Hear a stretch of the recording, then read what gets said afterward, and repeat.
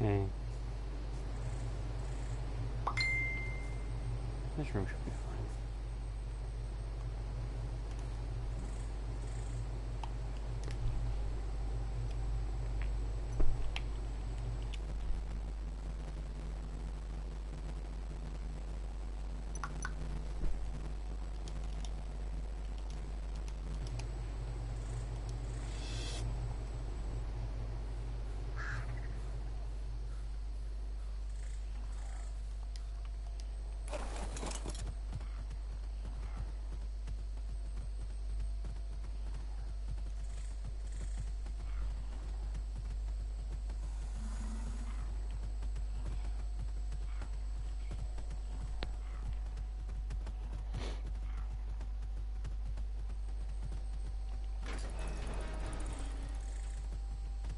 Should be safe to leave this open. Spinos are on neutral.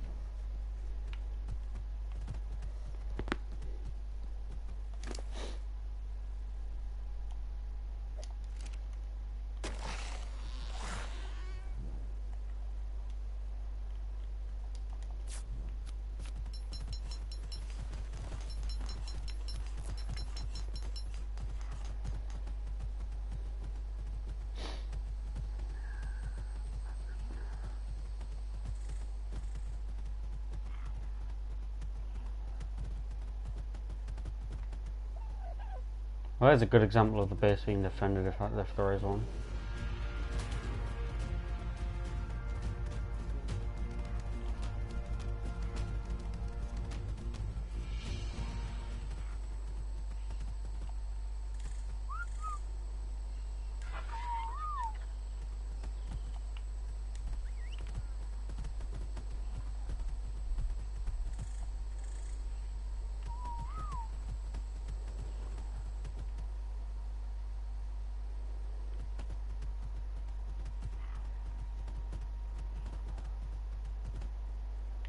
Oh shit.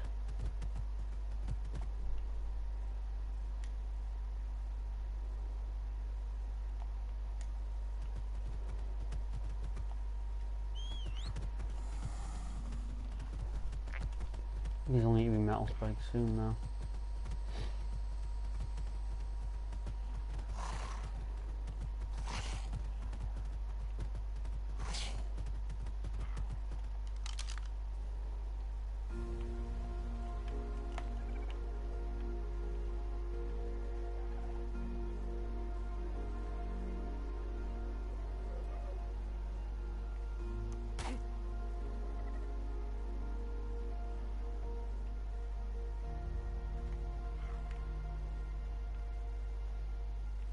Oh, they're all recently damaged. Let me switch for metal soon and then it'll be a problem. And then we'll have the guns up.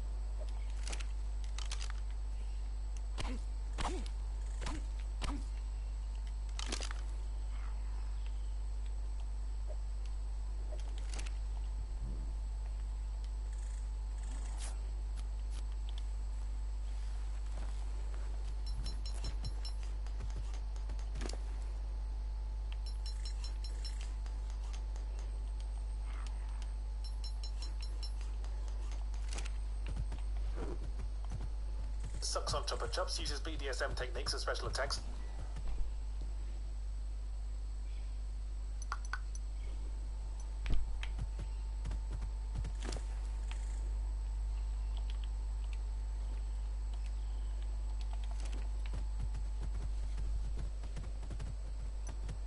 And occasionally all her clothes fly off and hairy monsters appear. Fuck, I've got out with girls like that. Fortunately, being English and therefore utterly repulsed by the slightest sexual urge for myself and everyone around me, I'm immune from any callous attempt to touch my heart via my wrinkly undercarriage, and Bayonetta looks about as sexy to me as a pencil that's been stuck through a couple of grapes. Get past the cock tease presentation, and I could call the game adequate at best. I mean, at best. My Like God of War butter stamp sadly has to be revised this week. It's my Like Devil May Cry butter stamp, which should come as no surprise since Bayonetta has the same director. Hideki Kamiya, or however you say that, still has a knack for the completely ridiculous fight scene. I just wish someone would remind him he's a game designer once in a while. Bayonetta has the same Devil May Cry bollocks, where the characters will fap lengthily about in acrobatic violence within cutscenes while the player is expected to watch quietly while thinking, wow, I wish I could be having that much fun right about now. He is getting better though, because some of the cutscenes have quick time events. Fan-fucking-fastic. Maybe with a couple more games he'll eventually figure this out. The QCEs are irregular, very sudden, and give you an amount of time equivocal to the target audience's attention span. You really couldn't have implemented them any worse, unless the game redirected a tactical nuclear strike to your house every time you missed one. Although the briefness of the QTEs juxtaposes nicely against the unforgivably long loading times. Listen, PS3 developers, I honestly don't mind if you install stuff on the hard drive if it means we can avoid this shit. It's okay, we have a 320 giga.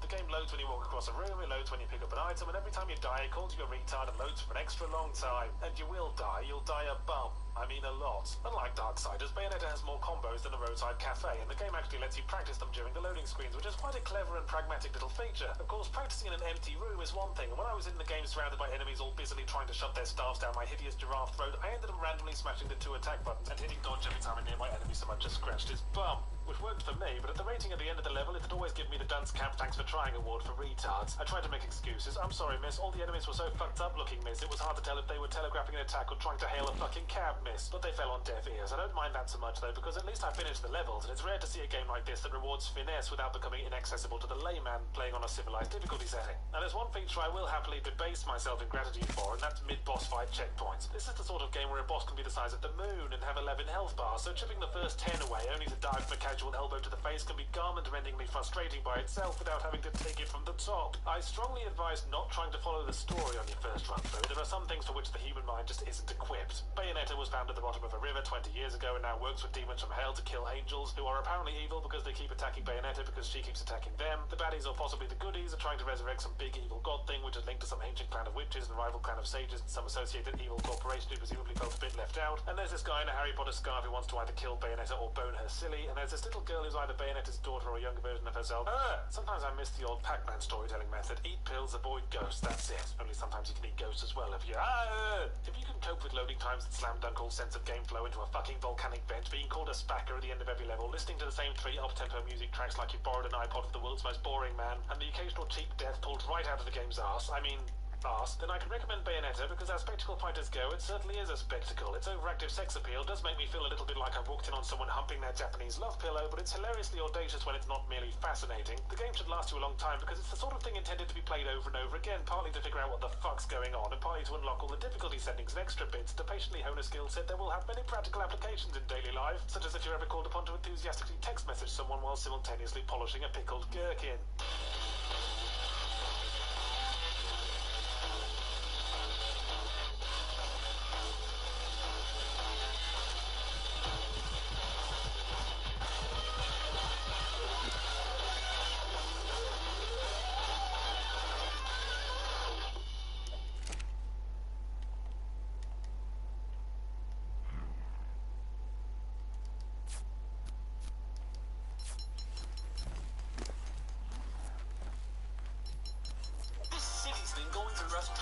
What do I do? A car wash?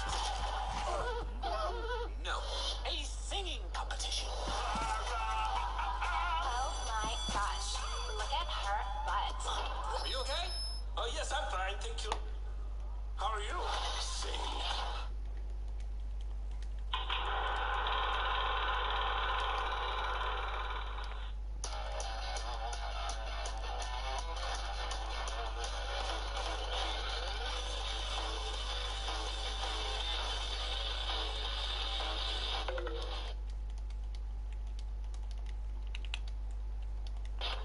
understand fighting games. I don't hate them, but then I've never frosted my pants over any of them either. I just don't get them. And whenever I mention this, people say the same thing. What's there to get? Violence is cathartic. It's like squeezing a great big stress ball, except you're kicking it in the face and you're a skinny Japanese schoolgirl in your underpants. But if you want to relieve stress, you take a herbal bath or bang your head against a wall, neither of which cost $90 at your local electronics retailer. There's got to be more to it than that. Soul Calibur 4 is the latest in the eternally misspelled Soul Calibur series, and it's a fighting game themed around twatting each other with swords, all of which are apparently as blunt as roofing tiles because they can't do more than knock people out. Anyway, the painfully slim justification for the twatathon is that there's a big evil chap on a tower who has the bluntest and most unreasonably large swords in the world, and everyone wants to have a go with them. Some people want to destroy them, some people want to stick them up their nose, and some people want to cover them in toffee and sell them at concession stands. The motivation and backstory for all the characters is so bloody complex you need a fucking flowchart to get to grips with it, which the game actually thoughtfully provides in one of its many dalliances with total fucking pointlessness. I've been racking my magnificent brain going through all the ways a game can make itself fun and interesting to play, and none of them seem to apply. First possibility, having a good story. Well, that falls at the first hurdle with 2 broken kneecaps and a fireside poker lodged in its head, because the story mode's a joke. You pick a character, you're given a little scrolly text backstory straight out of the What Not to Do School of Exposition, then you go through 5 disjointed fights in equally arbitrary locations before taking on the big baddie at the end. Then the character picks up the big swords and does whatever stupid bollocks they had in mind for them. You can run through each character's story in about half a lunch break, and all in all it feels like a flimsy and vestigial edition, included to mollify a sulking story writer who spent 6 weeks working out a complex epic before anyone told him it was a fighting game and that the story had been mostly cut to make way for more hairstyles and tits. So let's move on to the next way a game can be good. A feeling of accomplishment. The satisfaction that comes of beating every challenge it has to offer and sitting back feeling faintly superior to all the names going past on the credit roll. But winning a round in Soul Calibur 4 doesn't feel like much of an accomplishment at all, at least not as much as popping a difficult sheet of bubble wrap. Frankly, I'm amazed the game even comes with a manual. All you need is a picture of the throw button and a big arrow pointing to it. There hasn't been a single round I couldn't get through by slinging my gormless opponent around like a drunken Amish square dance. Perhaps it was because I was playing on normal difficulty. Hang on, I'll try one on hard.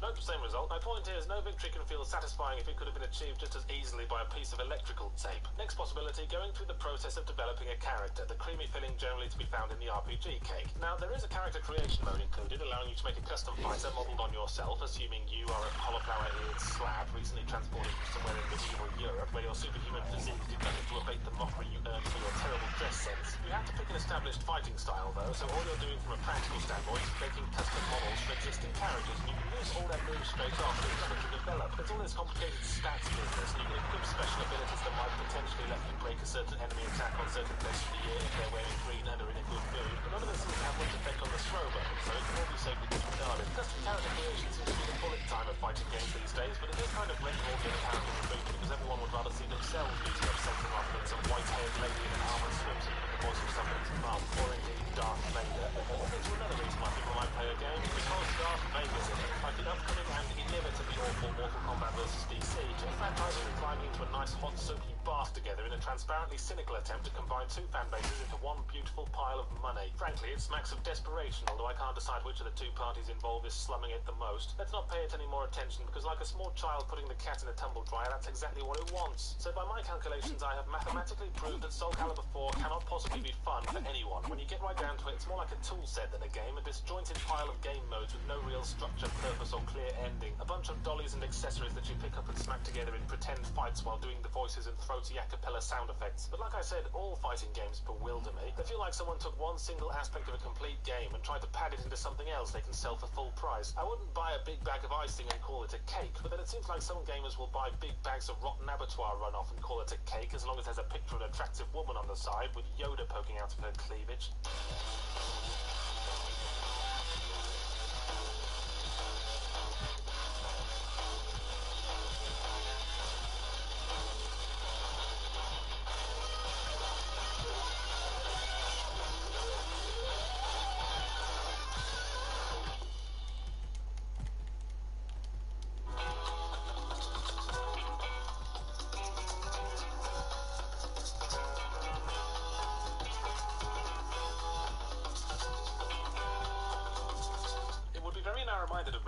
all Japanese cartoons suck. That's like saying that all glam rockers are pedophiles. The fact is that there's bound to be at least one thing to your taste in all the different varieties of anime, whether you're into samurais or giant robots or serials about awkward young men very pointedly not having sex with a selection of eager women. But it would be fair to say that there are certain popular trends in anime that tend to set off my cynicism alert. I would list them, but thanks to Capcom I don't have to. Now I can just point at Devil May Cry 4 and say pretty much that. Now don't get me wrong, I'm not some spectacle adjusting model railroad enthusiast who cannot function without absolute realism at all times. Leaping 8 times your own height, swinging swords the size of small cars around, and deflecting bullets with other bullets are all fine with me as long as it's entertaining. I'll even accept that getting a 7-foot katana jammed through your torso is totally survivable if you're a bit homoerotic. A game starts whittling on my chips, however, when it populates itself with smug, self-satisfied dick spurts and starts neglecting gameplay because it's too busy letting them swagger invincibly about until I want to flatten their androgynous faces with a kayak paddle. Allow me to expand. The abominably lengthy intro cinematic contained a total of 3 high-energy, bombastic fight sequences, and my entire contribution to them was to sit on my arse taking a drink every time someone defied the laws of physics. There was no reason why these fights couldn't have been playable, but the game seemed afraid that I would cramp its style. It's like Devil May Cry 4 invited me out to a bar, then left me alone in the corner nursing a strongbow while he busily tore up the dance floor with a giggling society girl. Eventually she was called away by her cackling friends and he came back to our table with fresh drinks and apologies, but I won't forget this betrayal, oh no. Capcom seemed to be pulling the Hideo Kojima gambit with this installment, wherein the beloved established character is supplanted for most of the game by a whinging pubescent successor whose motivation could best be summarized as pussy whipped. It seems, however, that after all the hilarious fanboy rage that Metal Gear Solid 2 wielded, Capcom are trying to pull the wool over our eyes by making the new character, Nero, look, dress, behave and speak exactly the same as the old character, Dante. If you're having trouble telling them apart, remember that Nero is a pussy,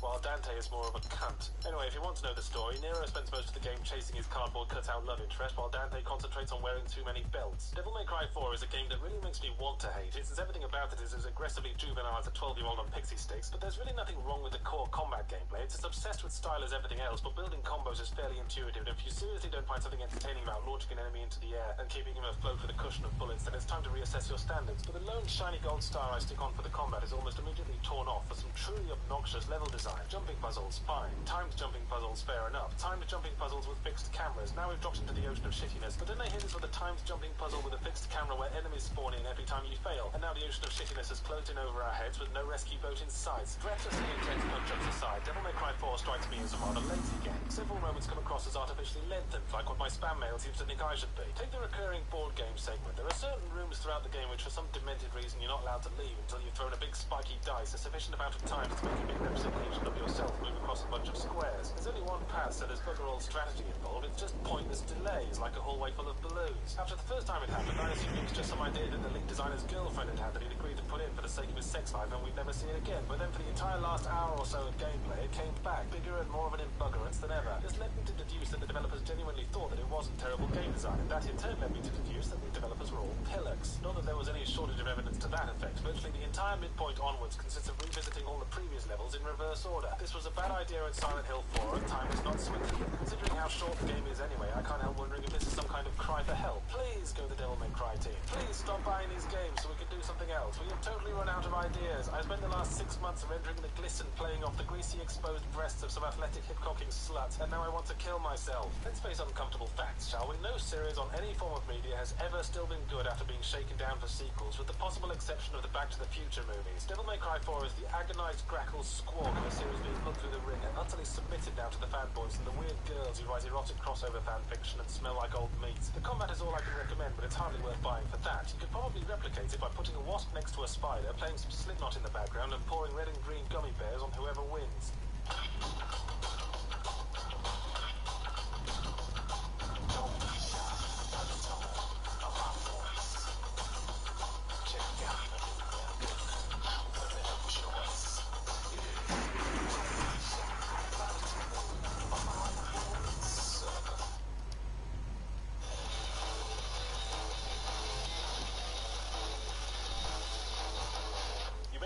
I'm a vocal detractor of the practice of naming a new game after the very first game in a series with no alteration. It's like the Eurovision Song Contest, unbearably fucking pleased with itself, and you're supposed to stick the current year on the end of the name. Perhaps to the end of avoiding these issues, the official title of this game, if the front of the box is anything to go by, is DMC Devil May Cry, which is somehow even stupider. What's the point of abbreviating something and then appending the unabbreviated name? It's like saying ATM machine or PIN number taken to a logical conclusion. Ramble, gramble, oh never mind. Devil May Cry is the reboot of the classic PS2 hack and slash series, developed by Ninja Theory, the lads who did Heavenly Sword and Enslaved, and not, as I mistakenly believed for a while, the similarly named Team Ninja, best known for Dead or Alive, including Metroid. So thankfully I was spared the anticipated game in which Dante explains the story in a fixed monotone for 2 hours, while in the background a woman with big tits and no bra rides on an exercise bike. So the first controversy is that Dante the cocky swaggering well-dressed man in a bleached mop top has been supplanted by Dante the cocky swaggering 9-year-old who throws on the first wife beater and dressing gown that can be persuaded to peel off the kitchen floor. With short dark hair no less. Why don't you just come over and put your cock through the middle of my Devil May Cry PS2 disc, Ninja Theory? Seriously though, I suppose if you're messing with canon, it's better to go forward with confidence and rip off the waxing strip all at once than to ask us if we're okay with it for every uprooted pube. But what we could do without is the one scene near the start where a mop contrivably falls onto Dante's head and he stares at himself in a mirror for just long enough for it to not be funny before smirkingly dismissing the look. There's going forward with confidence, and then there's a developer whipping the tip of my nose with its big pleased with itself stiffy. Not that I think the original quippity douchebag Dante is sacrosanct, I thought he was an absolute knob-end, but all you need to do is establish that new Dante is an equally big knob-end, and then we can all move on.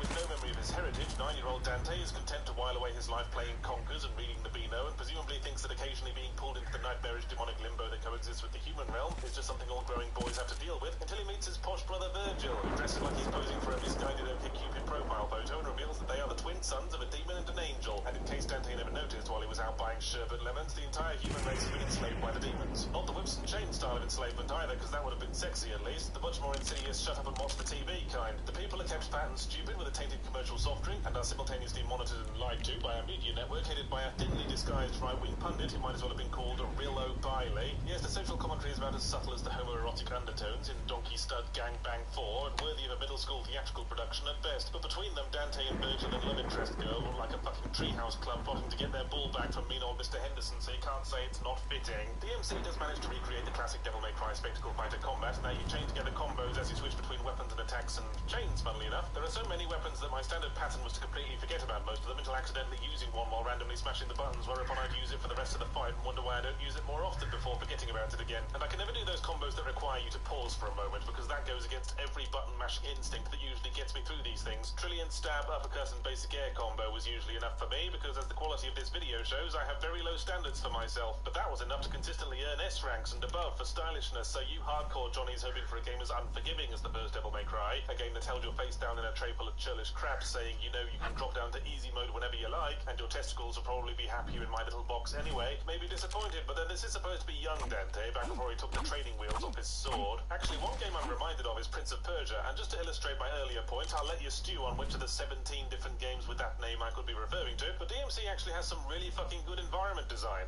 As seems to be de rigueur for video games these days, it does use floating debris in a pretty skybox as a sort of visual shorthand for ethereal dream realm, like a bunch of buildings exploded so hard the law of gravity said, "I'm sick of you assholes taking me for granted," and stormed out. But there's some really original aesthetics here, like the bit where you have to go inside the reflections on the water to explore an upside-down city, or navigate a computerized world modelled off bombastic news network idents. And like Prince of Persia 2008, haha, yes, you see, it was that one all along. There's a lot of opportunity to explore with jumping, gliding, and grappling sequences, although it's always annoying when optional collectibles hunting clashes with linear room-by-room combat, when there's no way of knowing which of the several routes you can take actually continues the level, locks you after the previous section, hangs a pork chop off your ass, and releases hungry dogs. The combat and the aesthetics plug enough of my holes that I can recommend DMC. Holes in my rowboat so that it becomes seaworthy. What did you think I meant? But it does shame its lineage in the challenge department. It has that depressingly common problem in games nowadays that the giant boss fights are all really fucking easy, because somewhere in the last decade or so, someone decided that a boss fight is not an ultimate do-or-die test of the skills we have been honing, but rather a music hall variety showcase for the entire dev team, where the modelers are finally able to use their fancy college educations to model something other than chairs, and the music guys get to smash all their instruments with hammers for 5 minutes to create the right sense of climactic drama. But the actual fight is just a huge lumpy mess, winding up its attacks for so long that we've got time to prise off the dodge button, flick it across the room and recover it from between the sofa cushions before we actually need to press it, and then it gormlessly zones out and lets you wail on its obvious weak point for 30 seconds. When the big boss expands like an asshole in the prison showers and takes on his city-destroying form, my first reaction should not be, phew, that's a relief. I thought my rowboat was about to be made seaworthy.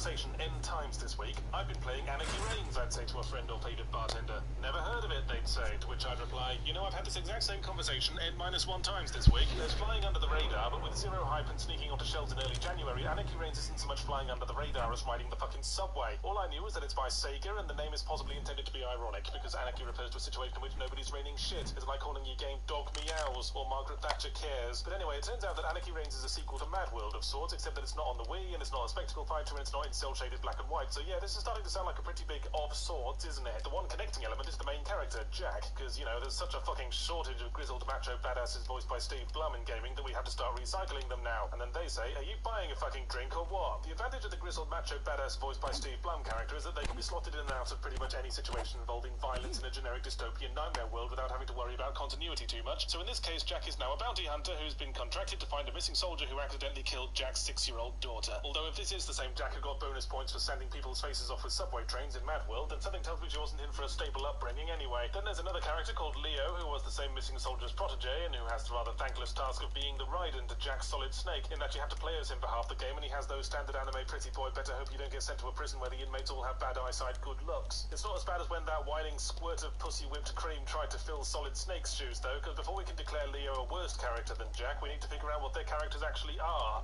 and Anarchy Reigns has cleverly avoided this pitfall. I can tell Anarchy Reigns has put a lot of eggs in the multiplayer basket by the ever-reliable box blurb offhandedly mentioning at the very end that, yeah, there's also a single-player campaign if you're into that, Sado. The game bears many of the qualities of a one-on-one fighter in that there are a bunch of colourful characters to play as, and they're all introduced in the story by showing up apropos of nothing and concocting some excuse to have a fight. Pretty much every cutscene is a brief bout of verbal cock-swinging stroke tit-shaking before the participants all start doing that fighting game stance where they look like they're standing on a hot floor busting for a wee and holding 2 invisible dumbbells, but the actual gameplay is more like a third-person brawler, the signature gameplay mode being an all-out battle royale between 16 players where all appearances and personalities or lack thereof are lost behind flashy glowing weapons and interchangeable visually exhausting overblown attacks. I think I just beat up someone very thin with a really clingy outfit and a stance like their hips have become dislocated. Oh well, that'll narrow it down to every single fucking female character in the game. The single-player campaign feels like a furniture showroom. The 4 multiplayer combat arenas available are converted into hub worlds from which one embarks upon story missions and optional missions, except you need to get a certain amount of points to proceed, and you can't redo story missions, so I don't know what dictionary Sega picked up the word optional from, but it probably also defines chlamydia as a low-fat alternative to margarine. The completely not optional missions are a rather hastily assembled jumble of piss easy and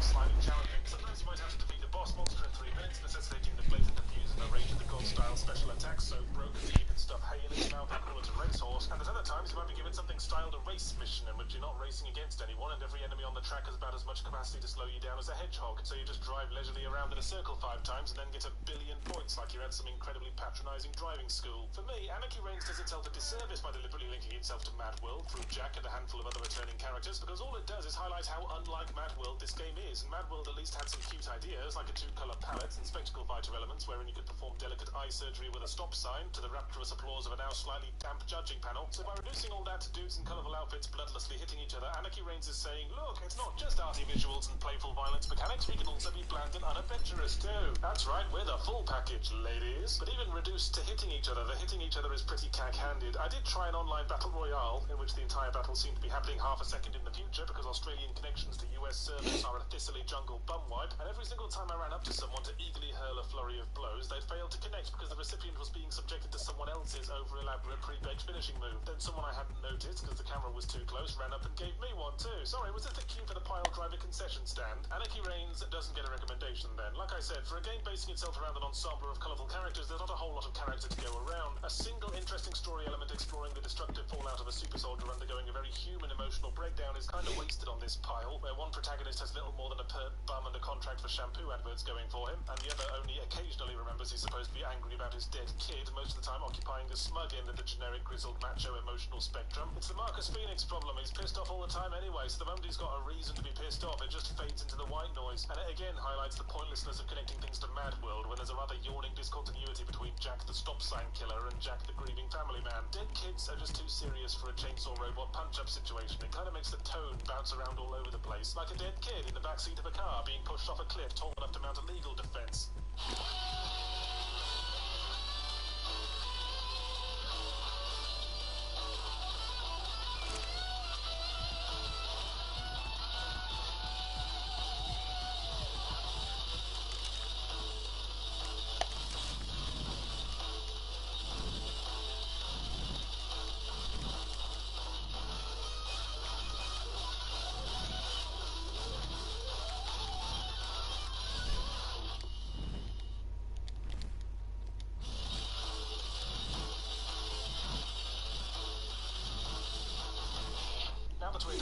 Christmas, Hanukkah, Kwanzaa, Saturnalia, or generic random obligatory half-remembered swamp of gluttony and resentment, we've a few weeks to kill before the time of year I've come to call few coasters clear, gang. When everything that didn't want to try to compete for seasonal sales makes a break for it, now the Call of Duty's done eating all the money in the world and is lying in a bloated stupor, dreaming happy little dreams of oppressing the underprivileged. So like the England cricket team, I've been trying to keep up with the indies. And with the end-of-year Steam sales, I can certainly think of worse times to do so, like the Battle of Stalingrad, or when your head has gotten trapped in a Lego castle. Counterintuitively, though, the first one that caught my eye was an XBLA game called Black Knight's Sword, an informative if grammatically iffy title, because it's about a knight in black armor who uses a sword. If only other games were willing to wear its colours so prominently in the title, it would certainly make cataloguing them a lot easier, like Orange Nerd Crowbar, or Brown Sweaty Racism, or Red Dead Revolver. Wait, interestingly enough, Black Sword Knight Black comes to us from an occasional friend and possible nutter, Suda51, and is strongly reminiscent of those weird 2D paper doll bits from his last but one game, Shadows of the Damned, all made to look like a 2D cardboard puppet show with Terry Gilliam-esque visuals and sound, telling a story of a bloke who hangs himself, turns into a black knight, and then opts to use his new lease on life to meander through a succession of levels and boss fights themed around slightly fucked up animal fables. And thank Christ, Suda, because after Shadows of the Damned and Lollipop Chainsaw, I was afraid your narratives were getting too coherent. In fairness, it's more like poetry than standard game storytelling, with the aesthetic of a grim fairy tale, slurpily making out with surreal Pythonesque imagery and an ongoing narration by someone who talks like Vincent Price, teaching his children how to pull the legs off spiders. Maybe the plot comes together at the end, I wouldn't know, because the actual game plays like arse. And by arse, I of course mean a late 16-bit era third-party platformer. Oh wait, actually I do mean arse. The checkpoint system is like a crippled dog attempting to pole dance. Awful and bewildering and not the least bit sexy. Get this, if you run out of lives, you have to restart the level without upgrades, by which I mean with all the upgrades you've acquired since the very start of the game inexplicably gouged out of your Black Knight bum. Unless you do a manual save from the pause menu after every checkpoint, which you can only reload from the title screen after quitting out of the game after sitting through 3 fucking loading screens. Game quality is subjective to taste, but there is one aspect that can be calculated mathematically. Between getting killed and getting back into the action, time plus number of button presses plus increasingly grating repeated sound effects equals how many bits of myself I will have chewed off by the end of the game. I get that it's trying to make you seriously want to not die, but the game is deliberately hard, so it's throwing rocks at your head without warning and yelling, "Try harder, you prick!" And all the unnecessarily slow and ornate menus and loading screens completely pile drives the pacing into a concrete traffic barrier to the point that it just ruins the whole thing. I suppose you might like it if you secretly murdered your wife and are seeking punishment to assuage your guilt, otherwise can't recommend. Moving on, you know what video games need more of these days? Violence. I'm surprised no one's ever thought of that. It seems like such an obvious fit since people who play video games are all frustrated social misfits with secret longings for power over others in whatever twisted and demented forms they can get it, and you'd think more developers would capitalize on that. Well, this niche is finally being filled by Hotline Miami, a rather unique blend of arcade action and various forms of mental illness. In a retro depiction of Miami, blearily glimpsed through a psychedelic haze, you are tasked to complete a series of massacres against an unspecific criminal organization at the behest of your answering machine, while descending further and further into whatever madness caused you to employ a piece of home office equipment as a lifestyle coach in the first place. It's presented in a top-down floor plan perspective with retro pixely graphics like a cross between Dreamweb, GTA Vice City, and Super Meat Boy. And good thing too, because as I was throwing boiling water in a man's face and repeatedly smashing his head against the kitchen floor while his friend crawled around trying to gather up bits of escaped brain, I remember thinking, it's lucky this is all stylized, or I might have thought it was a bit fucked up. What drives the Super Meat Boy comparison is that the pacing is almost entirely the opposite of Purple Monkey Dishwasher. Above, you die instantly from the slightest mistake, but you can reload and be back in the action before your guts are finished flopping out onto the zebra skin rug. I'd call it trial and error, but the pacing is way too fast for a whole 2-syllable word. It's more like trial and error. Restart, try again. At first, you might make the mistake of trying to be methodical and plan your way strategically.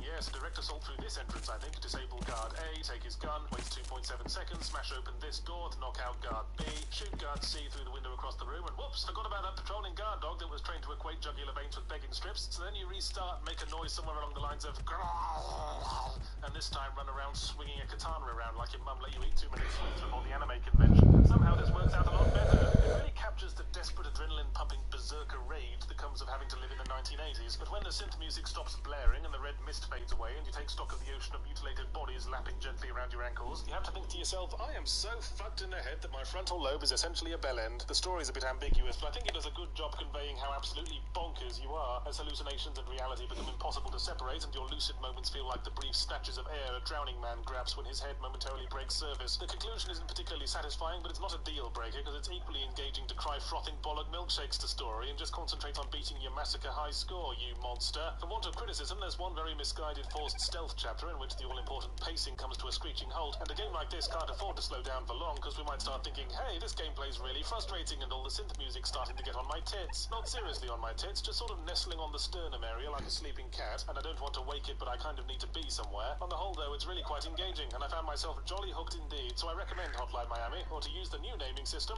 Magenta Nutcase Kitchen Floor.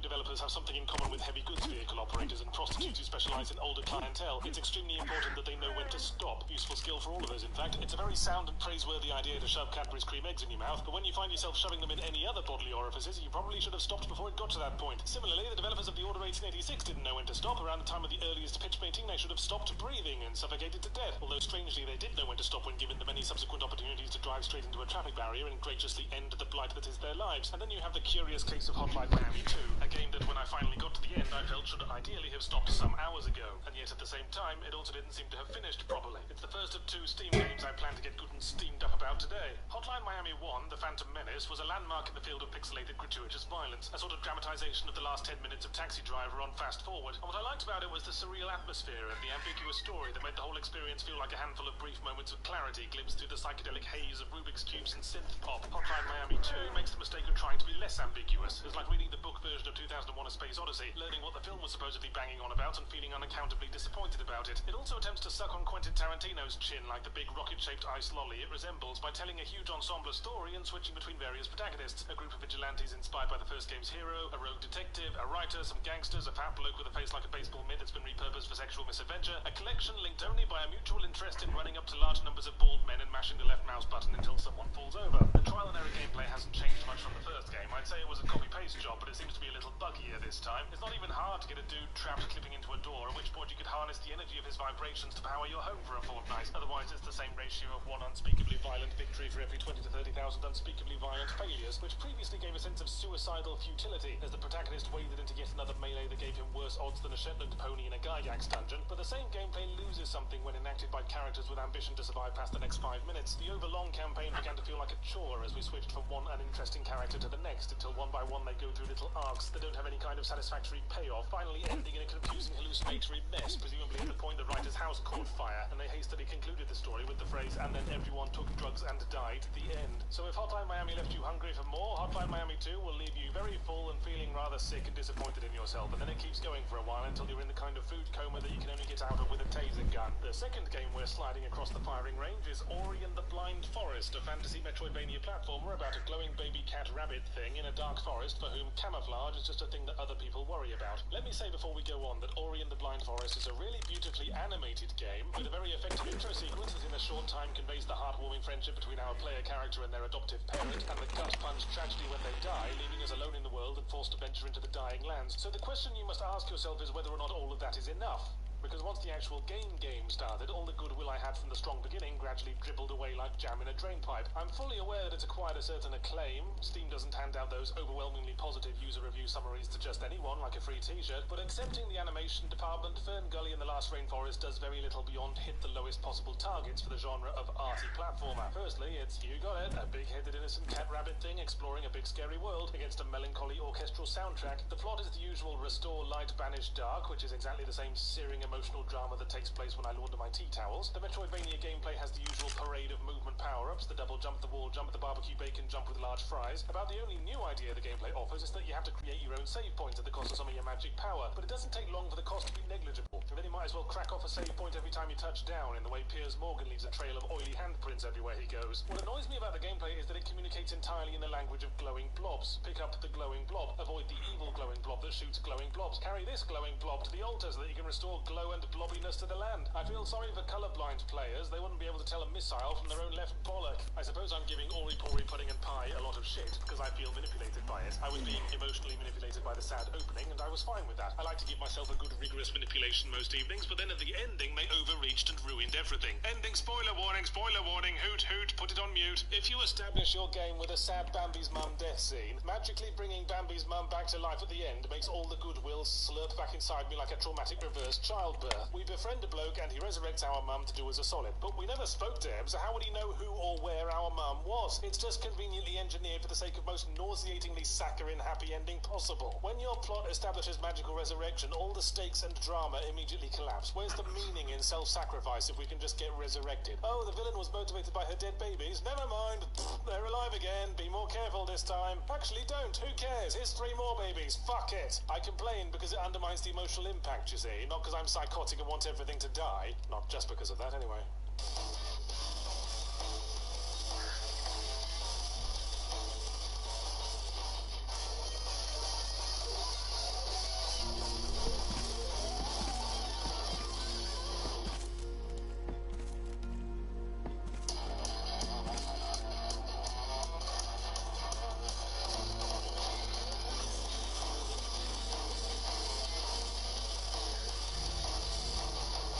What is Order 1886? Well, it's a phrase that would be shouted from the counter of an unusually busy takeout restaurant. Okay, what's the Order 1886? Oh, that! It's a PS4 exclusive shooter set in an alternative universe in which King Arthur's knights discovered the Holy Grail and have existed up to the 19th century as a sort of peacekeeping order of immortal warriors. Nice little idea in a cut-price League of Extraordinary Gentlemen sort of way. Just a shame that it had to be attached to such an utterly inconsequential game. Like a birthday card tied to an unsecured balloon. I'm gonna have to make a list of all the words that used to refer to positive things, but which I now associate with pain. Like gameplay trailer, Ubisoft, backdoor romance. Got a new one now, exclusive title, which used to mean better make the best game we possibly can to show off the potential of this cutting-edge device that we just convinced you to buy instead of 200 iOS games or a year's supply of Twix, but now means when you don't have to compete, you don't have to care. The exclusive game is now like a trophy wife. As long as it wears its prettiest dress, it doesn't have to do shit but stand there smiling with the YouTube buffering symbol cycling in its eyes. So while the Order 1886 has very pretty graphics, it plays like a laundry list of the blandest game mechanics yet devised by man. The absolute bare minimum to keep the needle smack in the middle, slipping into neither engagingly good nor amusingly bad. So it's another fucking cover-based shooter spiritually akin to Space Invaders, except at least the aliens got faster in Space Invaders as you thinned their ranks. The Order's idea of ramping shit up is to spawn another identical crowd of goons the moment you polish off the first, just in case you haven't had enough time to appreciate the current murky, over-designed room. At other times, we must reap a healthy harvest of QuickTime events, largely used for some poor excuses for boss fights. Oh yes, and Nikola Tesla shows up as a character, which I feel always comes across as a transparent and desperate attempt to go, ooh, look at all the nerd cred we've got, splattering wetly down our inner thighs. Tesla's presence is part of this whole electro-punk aesthetic that only seems to exist to justify boring, typical Modern Warfare shooter weapons being around in Victorian times. In fact, the Order seems to be making eye contact with Rise, Son of Rome, as they both stare forlornly out through the fences of their respective death camps. They are the stuff of the spunk-gargle wee-wee modern shooter behind the thin disguise of an alternative setting, a funk marble tee-hee, if you will. In fact, the moment that crossed my mind, I realized that the plot of the Order is point-for-point identical to the plot of Call of Duty Advanced Warfare. We are Sir Galahad, a veteran loyal member of the Order with the face of Al Swearingen from Deadwood and the vocabulary of a shaved bear, pledged to defend the land from evil terrorists, I mean werewolves, but then finds themselves having to fight off a civilian resistance, and in situations like this you can put the money down right fucking now on his high-tech authoritarian big boys club proving corrupt, and him switching sides to a resistance movement surprisingly accepting of a dude who murdered 200 of their mates that morning, a remarkably inconsistent one at that. Grr, I'm loyal to the Order.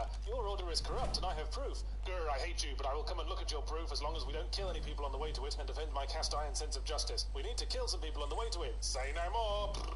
Now, at this point, you might be understandably confused if, like me, you've gotten the impression from the teaser and assorted marketing that this was a game about fighting werewolves. In truth, you fight 8 or 9 werewolves total, and about 900 million Cockney sparrows with guns. Presumably, werewolves aren't suited to cover-based combat because they can't hold a gun and are easily lured out of cover through strategic use of begging strips. And speaking of wrong impressions, in the run-up to release, I'd gotten the idea that the Order 1886 was a 4-player co-op shooter, going again by the teaser and the 4 characters on the box art arranged with equal prominence. I wonder if that might once have been the intention, because of the 3 characters on the box besides Galahad, none of them are still participating in the plot by the final level, as if in the original first draft they were supposed to have been tagging along with you. Although having said that, the main villain is also no longer participating in the plot at the end. To go back to the Advanced Warfare comparison, it's like if Kevin Spacey just flat out hadn't appeared in the final mission, and the final boss fight was instead with Kevin Spacey's pet Staffordshire Terrier, with Kevin Spacey mockingly saluting from a hang glider with sequel hook written on it. It definitely feels like a game that's been heavily cut down, because way too many characters and concepts are fighting for space to tie up their loose ends, and after the dust settles, we're left with a game cheaply about humans shooting humans, and the supernatural elements end up as mere MacGuffin, an utterly vestigial element that could have been replaced with anything. The set-piece encounters with werewolves are blatantly similar to the fights with the hunter monsters from Dead Space, just to further illustrate that games being raggedly Frankenstein together from chunks of disinterred corpses is now near enough standard practice, and could easily have been swapped for sequences in which Galahad attempts to navigate a darkened room without bashing his shins on a coffee table. Now, I think I know how to sum this all up. The Snorder 1886 feels like a launch title. Something utterly dull, carefully assembled from only the smoothest inoffensive pieces, with no ambition beyond showing off the graphics tech and being just about playable to an audience as broad and homogenized as a kiddie pool full of watery soup. A game from the awkward earliest phase of a console's life before anyone had gone to grips with it enough to try anything daring. Doomed to forever haunt the pre-owned bin like the ghost of Banco within a matter of months, if not weeks, if not the 5 or 6 hours needed to complete it. There was a point in the game when I went the wrong way and found myself in a small dead-end room, empty of gameplay, but thickly detailed with copper pipes, unused furniture, and highly detailed crates. And I thought to myself, how about we wall this room off, take all the effort that was spent on those fucking pipes, and use it instead to tack 10 minutes of fun onto the game? A naive proposal, yes, but there was definitely something wrong with the priorities here. Perhaps it's that there was only one priority, and that was figuring out how to bypass the taste buds while trying to get us to swallow a cup of cold mung, milked from the barren flaps of an elderly, sexually frustrated hippo.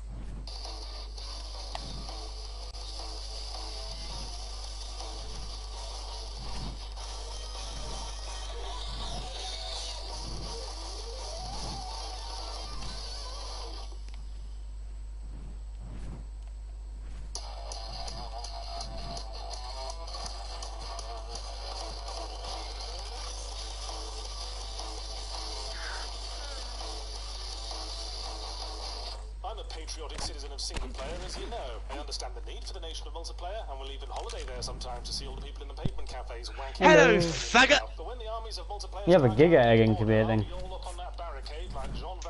How long has it been incubating? Don't worry, the bots mean Oh, player, and therefore we can charge $80 13 hours maybe. bots, and you fucking knew it. Whoops, guess you better I'm trying. Once it reaches half, I'm gonna set a timer for like 23 hours, and make sure someone's online when it hatches to feed it. You've got to work on the walls too. Me? You know, I have. Oh, you mean the giga fuck? Oh wait, you already did the giga fuck pen. No. Turns out you don't need a fuck pen. If you bring 2 dinos to a corner of the map somewhere and just whistle them in the corner over and over again, they'll stay there while the house sets. I managed to trick their mechanics, as you might call it. A colourful band of mercenaries are called in to keep the monsters occupied while the populace gets the hell out of Dodge, and this provides the background for the actual gameplay, in which 4 co-op players go up against a monster controlled by a 5th player. Would be very innovative indeed if Left 4 Dead didn't exist. Well, honestly, it's the How's the greenhouse? crossed with the boss fight against It's good. I turned it into a hatchery too. So yeah, that was kind of the whole plan in a way. I broke down one of the walls. So that when things hatch, they can just walk straight through into the house, and then I'm going to put down like... You do realise the greenhouse effect is gone? It's not, it's on 300%. I checked it when I broke the wall down. Which wall? One of the ones that leads into the main house, and then I'm going to put a dino gate on the main house. That way when something grows, it can walk straight through the main house and then out the front door, so it can go and live outside with its parents. If you check the plants, though, the greenhouse effect is still 300% in the entire greenhouse. It hasn't been lost anywhere. I figured we could start growing plant X seeds too, if we can find out where they were put. We will need large bloody crops for that. Yeah, and lots of fertilizer, but the water themselves apparently because of the rain. Apparently rain should be enough for them. I was thinking if I put the walls up, And then we'll have pillar towers like your current guard tower, but instead of them being like as intricate as your current one, literally just a pillar and then a platform, and then just put plant X seeds growing along the walls, and then if a giga does show up, they can slow it down, and then put turrets next to the plant X's.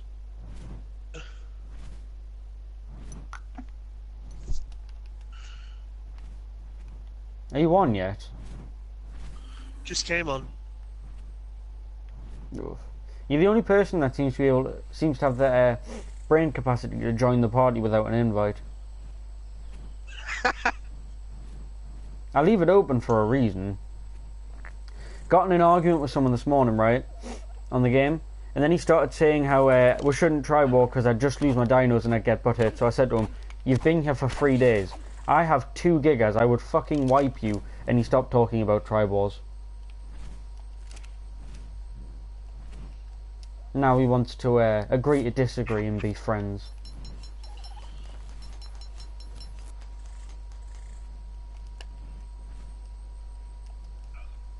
I'm guessing Moretti decides to be the egg holder. I think so. I think it's going to be a joint effort because, I mean, gigas aren't exactly easy work.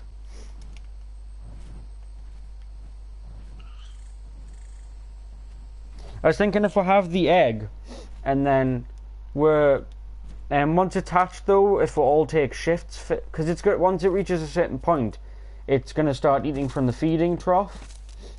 But before then, it's going to have its inventory manually filled. So I figured if we all took shifts filling its inventory and its feeding trough, then it wouldn't be that difficult. Because I mean, it is a giga, so it's going to have quite the carry weight when you think about it. So it's going to be the kind of thing where you're going to fill its inventory and then it's probably going to have enough meat for like 24 hours.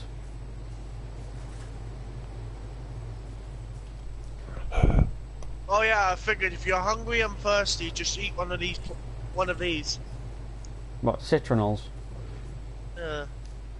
But if you look, the greenhouse effect is still working. I think the air conditioners are affecting it too, though. Like, I think they're actually adding to it. There are 10, 11, 12, 13. Actually, no, there's more than 13. There's 5, 6, 7, 8, 9, 10, 11, 12, 13. There's 14 air conditioners in here.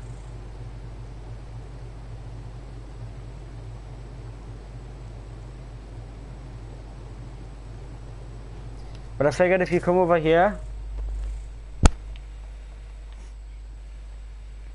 I'm guessing we haven't run out of water yet. Hang on. Come over here.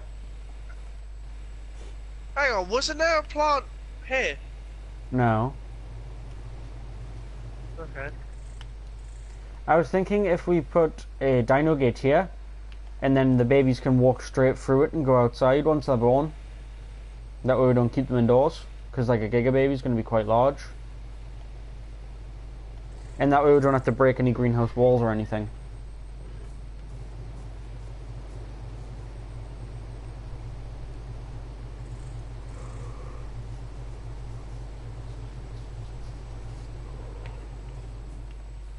Do you want to help me do the walls then?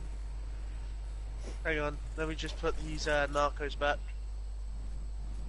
I'm going to check the water actually and see how much we've got going.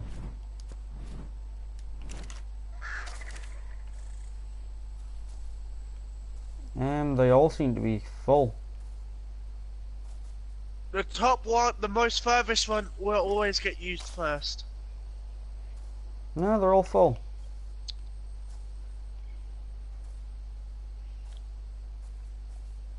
I wish you could check what the number is without it showing the triangle thing.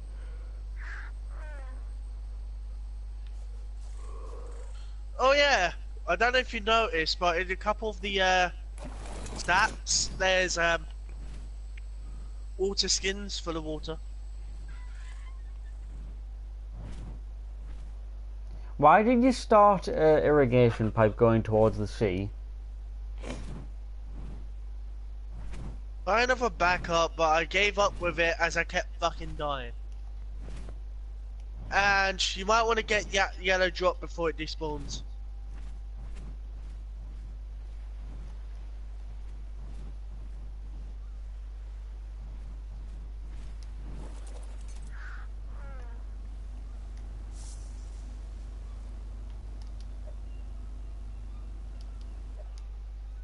Anything good? A lamppost blueprint and a metal sign blueprint. We can deal with the lamppost.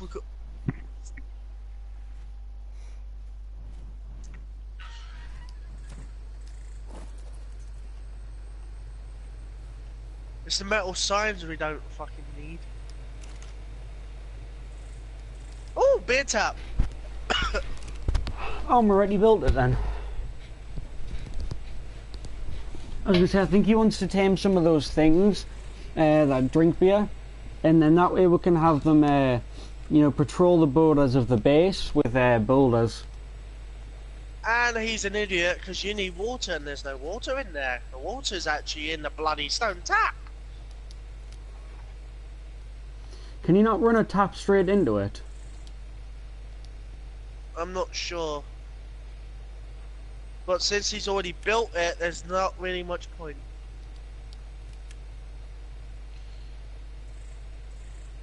Fill up a glass jar. We don't have a glass jar. You might want to unlock that engram. And it won't take water. Yeah, because it has to be in a glass jar. It doesn't use like canteens and stuff. Oh, we do have glass jars. I wish you could just fill to it build with actual, like, put an actual irrigation pipe into it.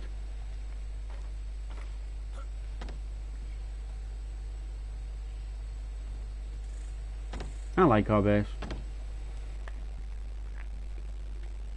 Actually, if you want, I can make fewer curries. Sorry, what? Basically, it's a vegetarian dish on Ark that basically ups your fortitude so you can survive the cold. No. Do you Very want to useful in caves. unlock the glass jar for now? We don't need to unlock it, we've got an egg grab point. Ah, Oh. look. Show you. Where? See? Oh, I'll go craft some of them then. I'm guessing it's a smithy blueprint. Yep.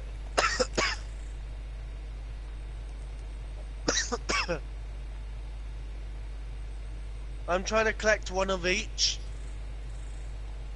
Well, we don't need all these fucking compasses.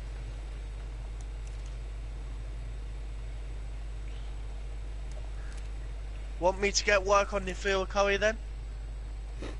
I don't see us going anywhere cold though. Yeah, but it'd be great if we had a stock of them.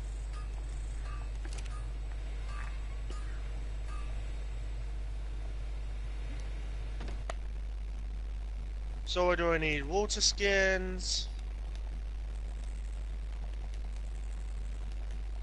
One handful of measure berries.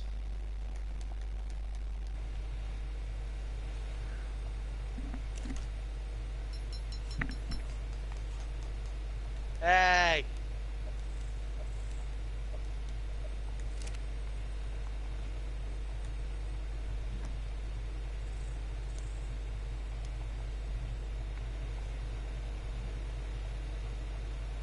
Lag! Oh yeah. Maybe Moretti came online.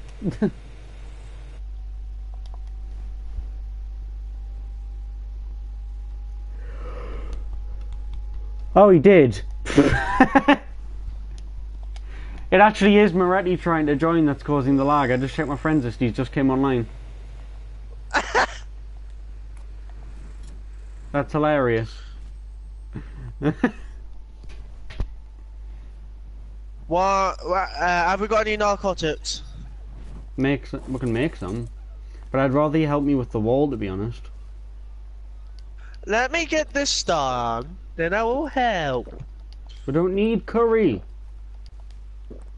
Yeah, we do, especially me. I need fucking We curry. don't need curry. We're not living anywhere cold. We live on a fucking tropical beach. Yeah, but it does get cold. And if we're Not gonna make cold enough trips to into need curry. Oh, by the way.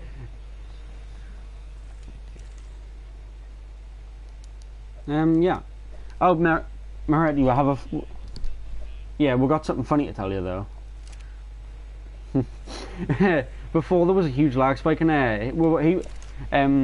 Hydro goes, oh, lag! And I went, oh, maybe Moretti came online, you know, as a joke. Check my friends list, and it actually was you coming online and joining the server.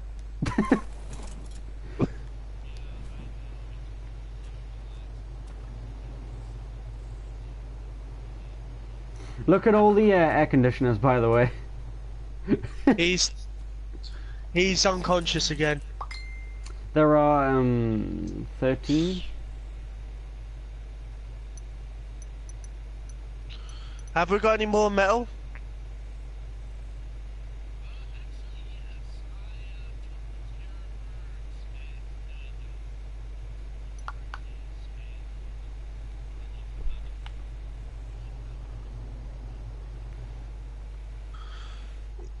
Because if we're gonna have turrets, they're gonna need fucking bullets.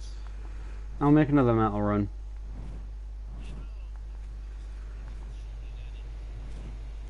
I think plant X seeds would be a better idea for now.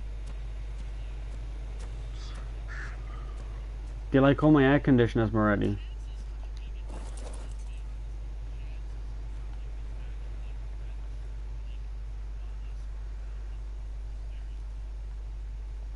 Lag!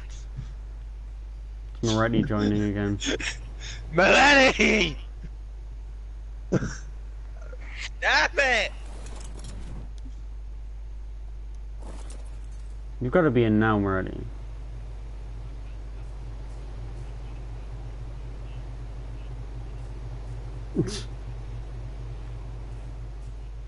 Have we got any blueberries? We need blueberries. Moretti's internet has serious cancer. Fuck the blueberries, help me with the wall.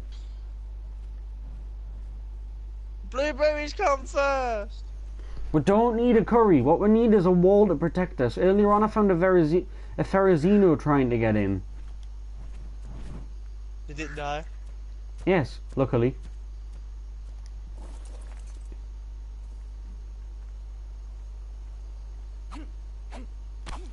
Okay, I'm done. Now I just need to put the blueberries. Why am I calling them blueberries? You mean it's all berries? Yeah.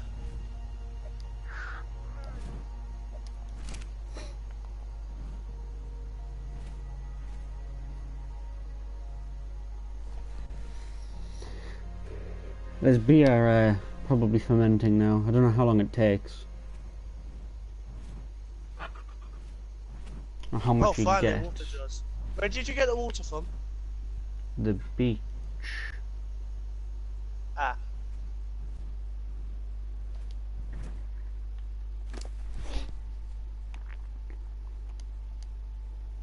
I have a question. How long does beer take to make, and how much do you get per water jar?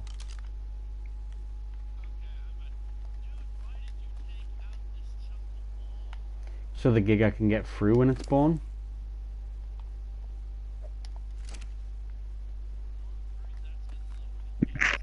No, I checked. It's the exact same. It didn't go down at all. If you look at the greenhouse effectiveness stat, it's stayed the same. I was thinking we'll put a dino gate on the front of the house too. 40 thatch, 50 barrels for 6 hours. Yeah, but how much beer do we get? I want to tame a couple of those guard dog looking motherfuckers and I want to patrol them around the walls.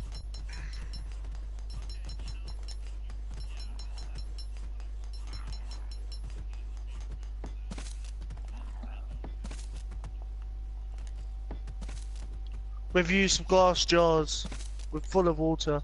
Wait, can you put irrigation pipes on a beer tap?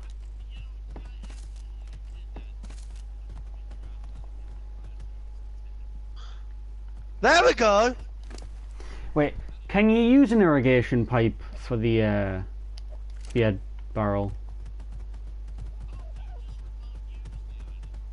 Yeah.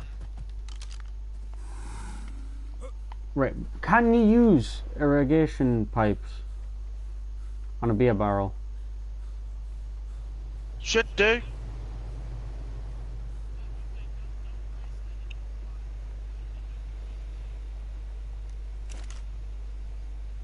We've crafted some.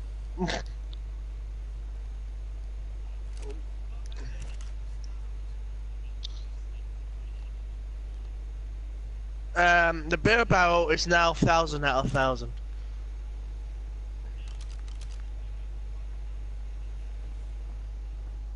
Keep the water jars in them. Yeah, and that'll fill them with beer.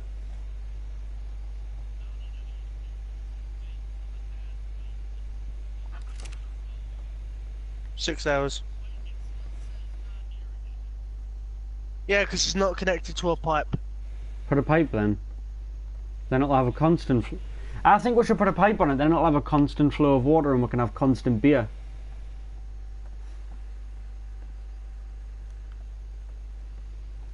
Well, yeah, but they're easy to put in, whereas water's... You have to actually make trips to get it, but... If we just put, like... If we put 5 stacks of mayho berries in and then 5 stacks of thatch... Think of all the beer.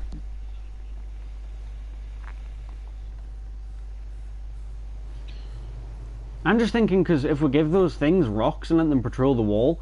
Say a giga shows up that's being affected by plant X seeds and those things have, like, maxed melee damage... I think they could take it out. Incoming up viewer. No. I'm saying if you put them... I'm saying if we put them on top of the wall so they're not actually in range of the giga room, just let them throw rocks at it while it's being affected by plant X.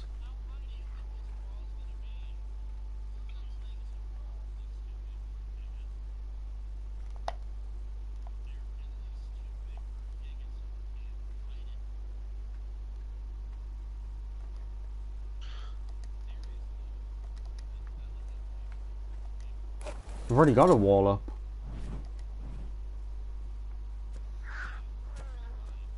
No, I'm actually working on a wall of stone.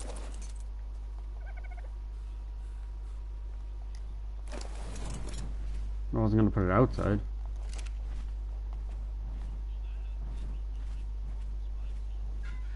No, I just said I'm not going to put it outside. And I was thinking at some point we could replace the wall of spikes with metal spikes.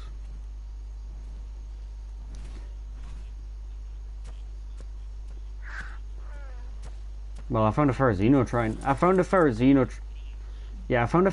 trying to get in this morning.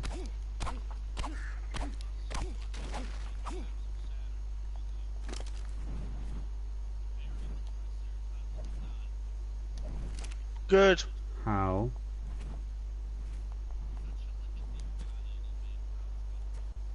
Did he at least kill the Chilicophia?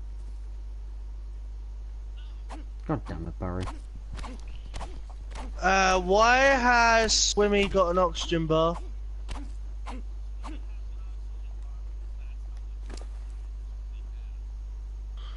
No, literally, above Swimmy it's oxygen 5082. Yes, he's a fucking water tank. Have you never seen one before?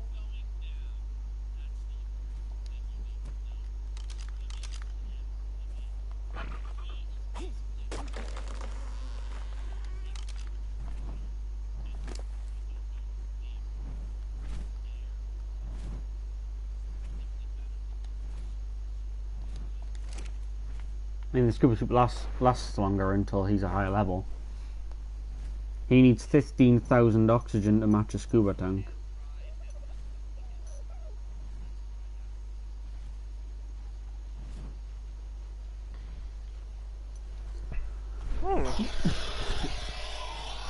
I might take him one day. No, you don't. He took too long to tame for you to get him killed. No. He took us long enough. He took us like an hour to fucking find, never mind tame.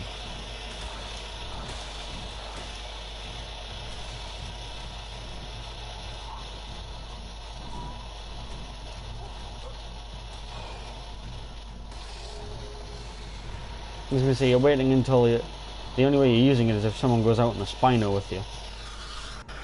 Which I tame 2 more of.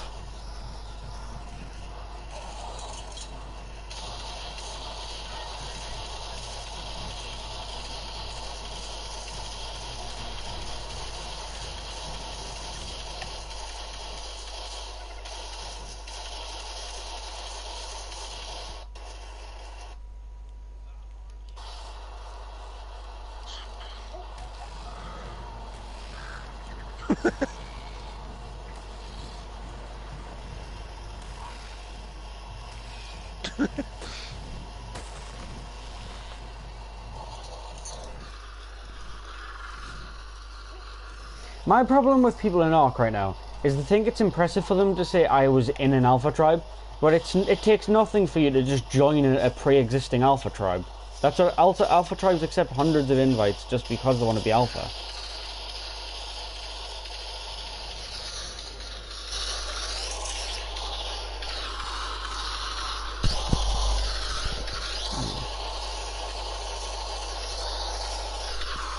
Well, as in the centre.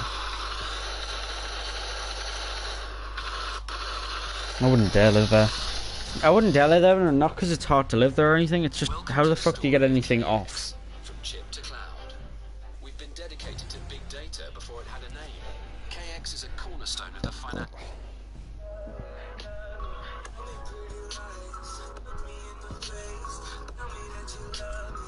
I still don't see how that helps them get things up and down off the island. What is up, guys? JK Gaming here, playing some Ark4Life on the Xbox One. Today we have the Giga Purge Raid Part 2. If you haven't seen Part 1, the link will be in the description for it. But we ended the last video of us shooting this guy with his Giga right here, as you will see.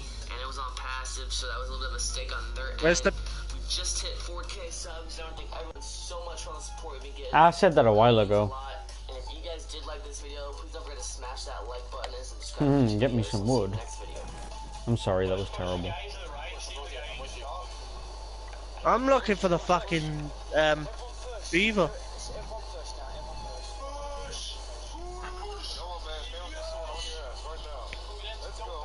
Because I'm making a wall using it for wood.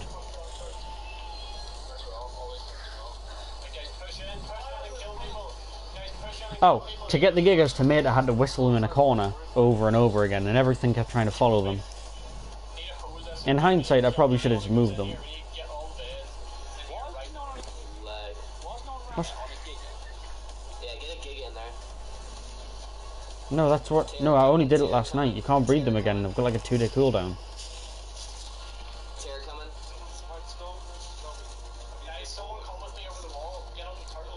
Yeah, I came online and had to move them indoors again. They've been moved. Terror coming, keep munching, Jack. Don't don't know look what at you're me, talking I about. just came on 5 minutes ago. Guys, someone jump on the turtle and get in here with it, guys. Fuck. See ya. I really don't know anymore with this server sometimes.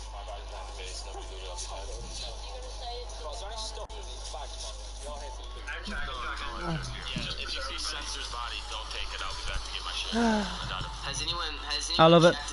They're playing Xbox claiming they're alpha raiders, but they're using that shitty revolver.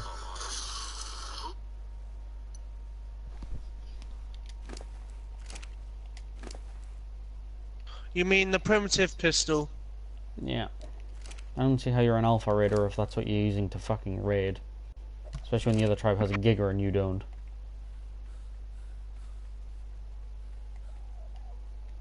Me no see logic.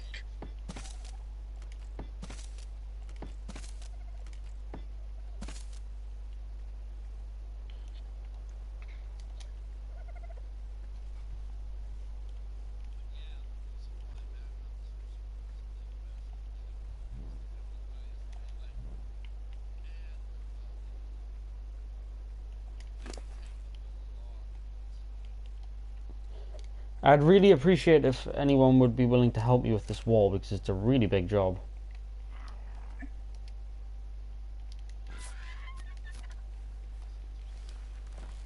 No, it's just a fucking big wall. It's 3 high each bit, and we've got to do the entire perimeter. Hey, Jack, Jack, Jack, if you see sensors body, don't take it out. We've got to get my shit. I got it. Has anyone seen? I'll love it. They're playing Xbox claiming that alpha raiders, but they're using that shitty revolver. It's just it's just a big job.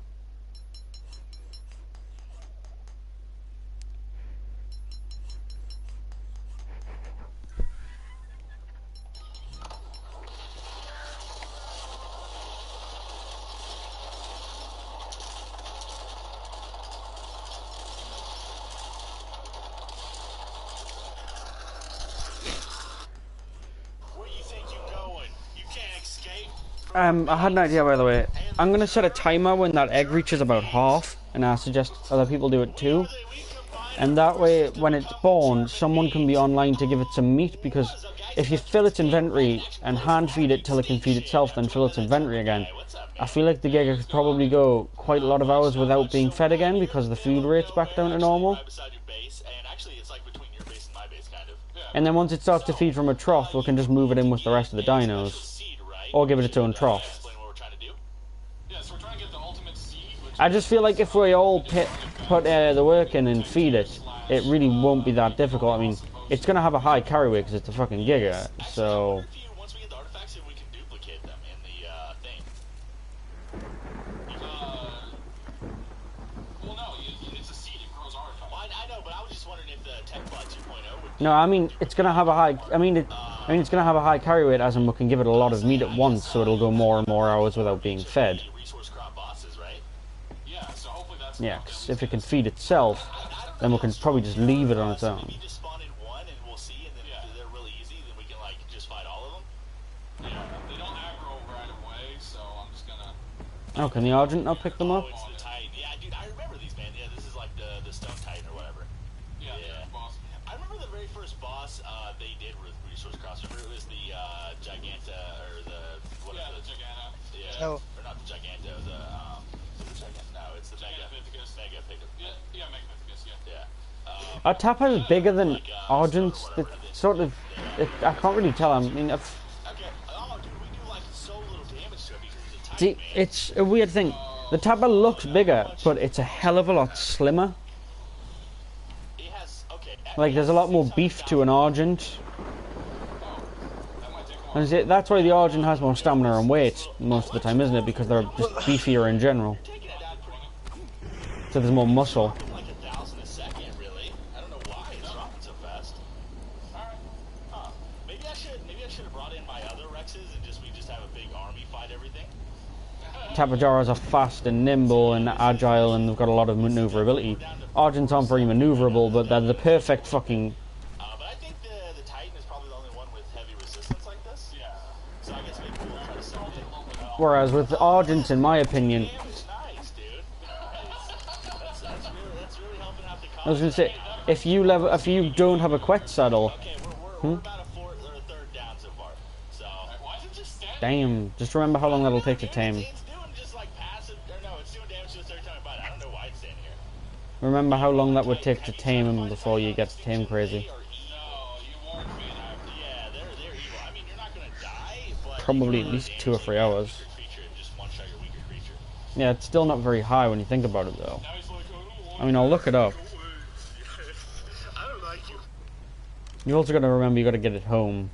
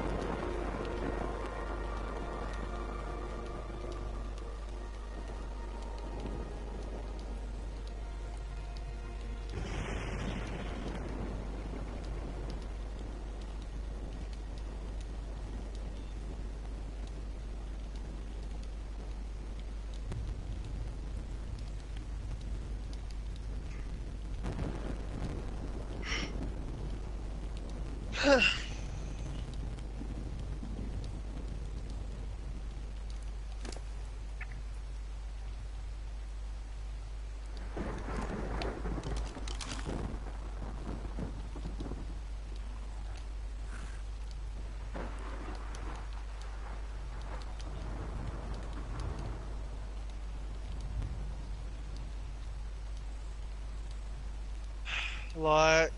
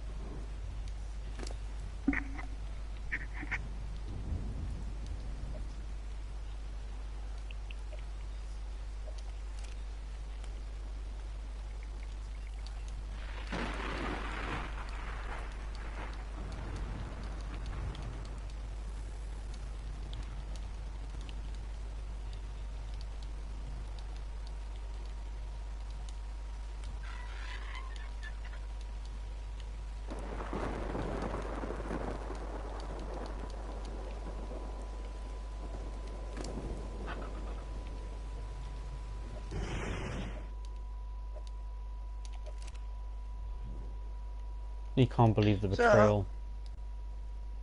no, I'm just thinking of how to kill you. We didn't do it. Were we not? We weren't gonna do it? Oh.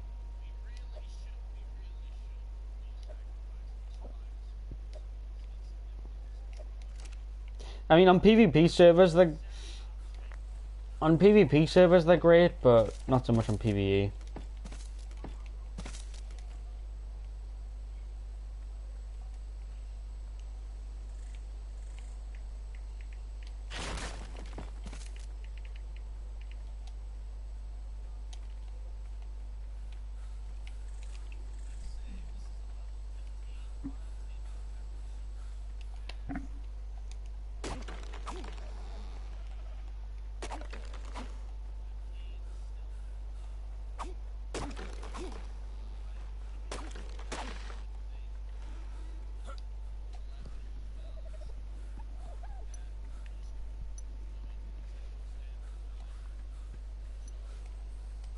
I don't even know if I'll be on. You guys are mean. Yeah, you guys are mean. He spawned at level 120 though. Do they spawn at random levels or is it always static levels? I'm not sure, to be honest. I feel like they spawn at random levels. We kind of got gypped a little bit, possibly. He's about two-thirds of the way down so far. Yeah, you're doing quite a bit more damage than me. Maybe the Indominus has I have a bleed effect, dude. Oh, yeah, that might be actually why he's going down so fast. I didn't even think about that. It could be just purely the bleed that you're killing him with. Yeah, because I like how he's consistently doing 0 damage. Yeah, hey, stop attacking him for a second. I just want to see how much I do. Are you not attacking him right now? Yeah, I'm not. Oh yeah, it's definitely your bleed because his bleed just stopped. So I'm doing absolutely 0 to this guy. Yeah, yeah, I'm just doing nothing. Oh wow, your guy's level 800. Holy crap! I keep forgetting the Dragon Gods is down this. Spawn, Yeah, they ignore the normal spawning, which is weird actually. This guy spawned at like 407 or something like that. Yeah. I fought a pretty high level Indominus earlier. Yeah, they can go up to 600 and then up to 800. Oh, he's dead. Nice. Oh, nice. Tame boss of the land, baby. Oh yeah, then we get these guys as tames. I forgot. Okay. Yep. Also, somehow, I mentioned this to you earlier, somehow I got a Giga Bionic costume. So I became a Giga so I can use that. Nice. So did you get the seed? No. Wait, I think it's in this, right? Yeah, it's in this.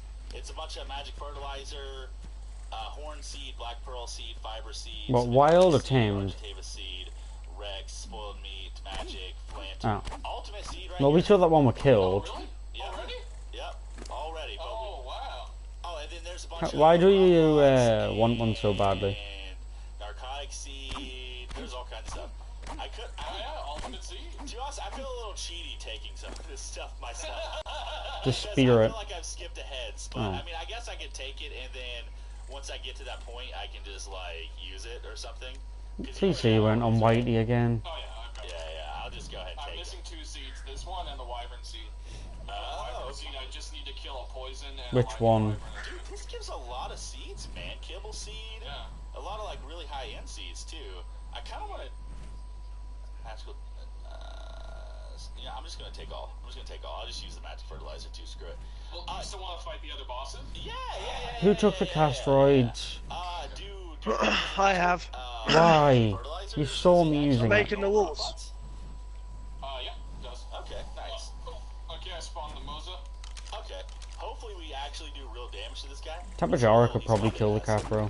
120. Okay, so it's stacked. So it must almost be 120. Yeah, 120. Okay. It's not fair. I kind of beached him. Oh well. Yeah. So look, I'm doing more but less damage. So it's pretty much 100% your bleed. Yeah. I wonder if does Extinction have any creatures that bleed? Aloes bleed. Therizino. Oh, have you bleed? You teamed up Aloes, right? Do they form packs? Yes, they do. Oh, I bet that's really good. Yeah. I was kind of hoping some more. Mine's still missing. I checked the logs. He hasn't died. He's just missing. I made like a whole Rex family hoping they would form packs because I remember Psycho mentioning that he made a lot of different stuff form packs, but maybe they don't because my guys never formed a pack. At least it never showed it. It never gave me like an indicator. Right. Well, at least these guys do like 0 damage though, so that's good. Yeah, I know. I don't know what it's doing. Is it maybe because we beached him? Maybe. I don't know. Oh, he's doing 90 damage to you. Yeah, 2,000. Okay, 3,000. Oh, whoa. There we go. Yeah, what was that? I don't know, man. I'm not sure. Actually, let me attack his head. Maybe the head does more. Nah. Yeah. Is there no dinosaur headshots? There is and isn't. I've never understood how it works. Yeah. I always get yelled at in the comments when I try to explain it, so I'm just gonna leave it be. Yeah. I don't know. Because I know That's not how it works. Well, I know for Triple German. oh, there's a Devil Joe over there. What level is that? Anyways, maybe we check that out here in a second. Yeah, I know certain dinos have heads that you could like for headshots, and other dinos don't have headshots, so I'm not sure. And I don't know if dinos themselves can do headshots on creatures.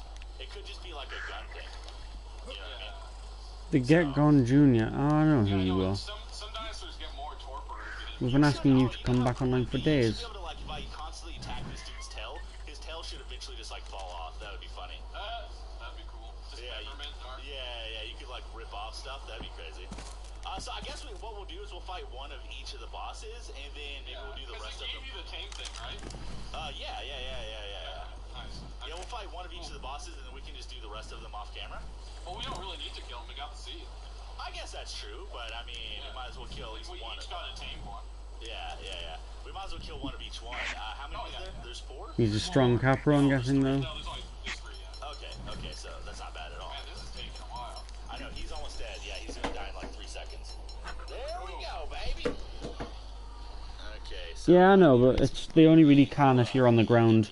I mean, you can get some really good Capro pilot players who, grab orgies out the air, but it's not easy to do.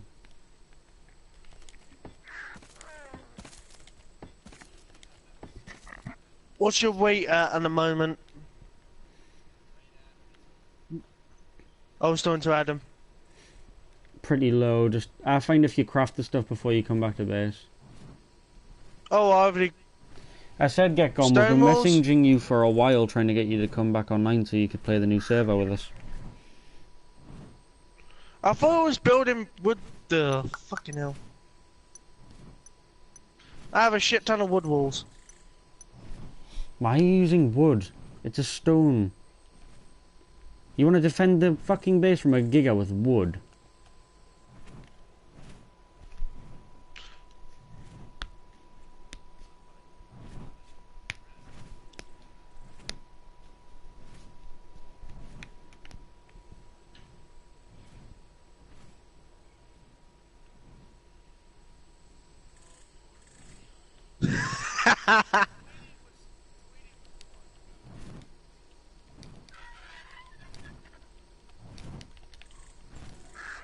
Don't get...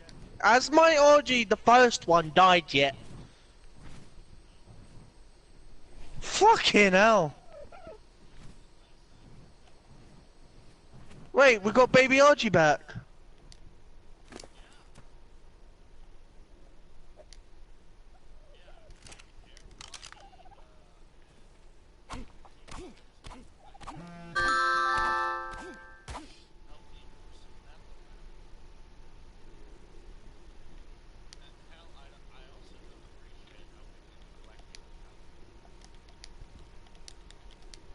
But he's so useless.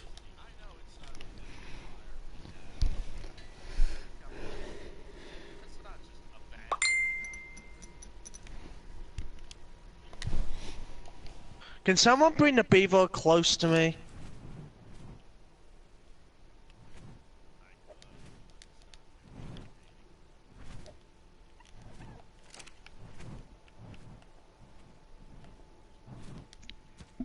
Put the You'll put his fucking meat wood in it, I inside. can't You'll move. put his meat inside of it.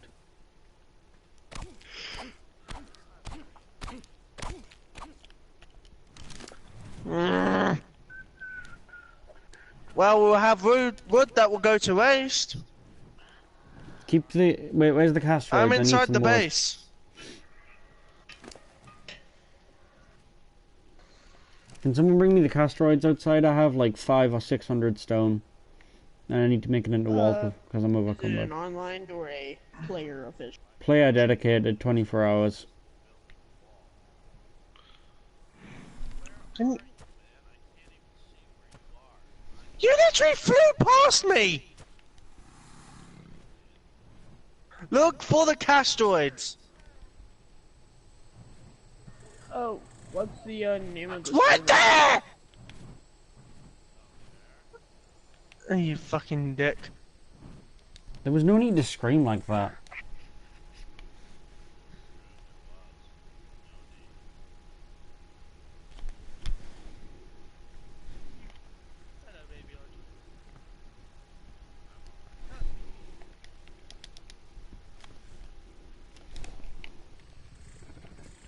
Okay, how much wood is in the castroid? Because I need it.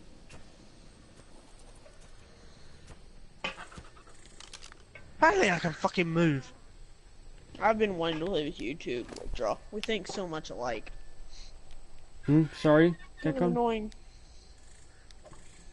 I said I've been wanting to live with you too. We think Why so are much you alike. moving the castroids? Hydro, why are you breaking wall? What the fuck are you doing? Getting rid of the wood.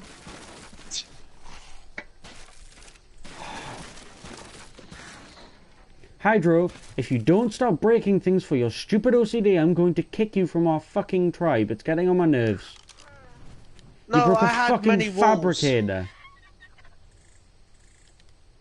Wait, he destroyed a fabricator?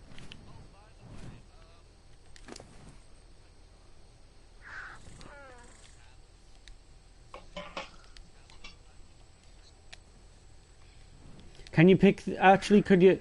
I've just dropped a bunch of Megalodon saddles in front of an orgy. Can someone pick them up?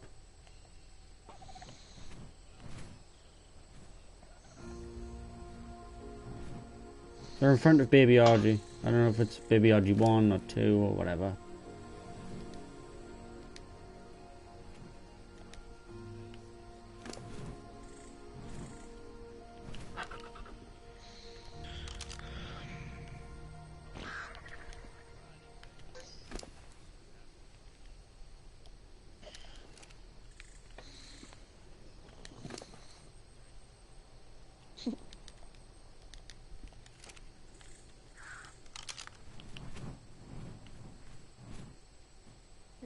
Hadronic Devilast. Devastator. Same thing. I don't know. Someone gave us them for free because I said I wanted to tame some Megalodons.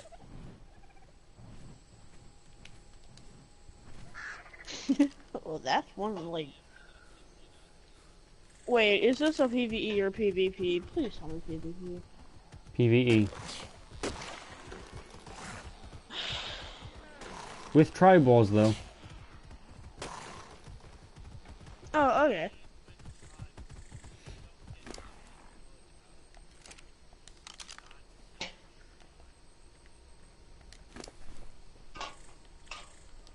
No, I'm telling them that tribe wars are in the server though. Wait, I'm pretty sure I'm gonna have to, I'm gonna have to find it via the actual, You know I just system. sent you an invite, right? Yeah, I know, but does it have a password on it? Yeah. You have to be invited to get in.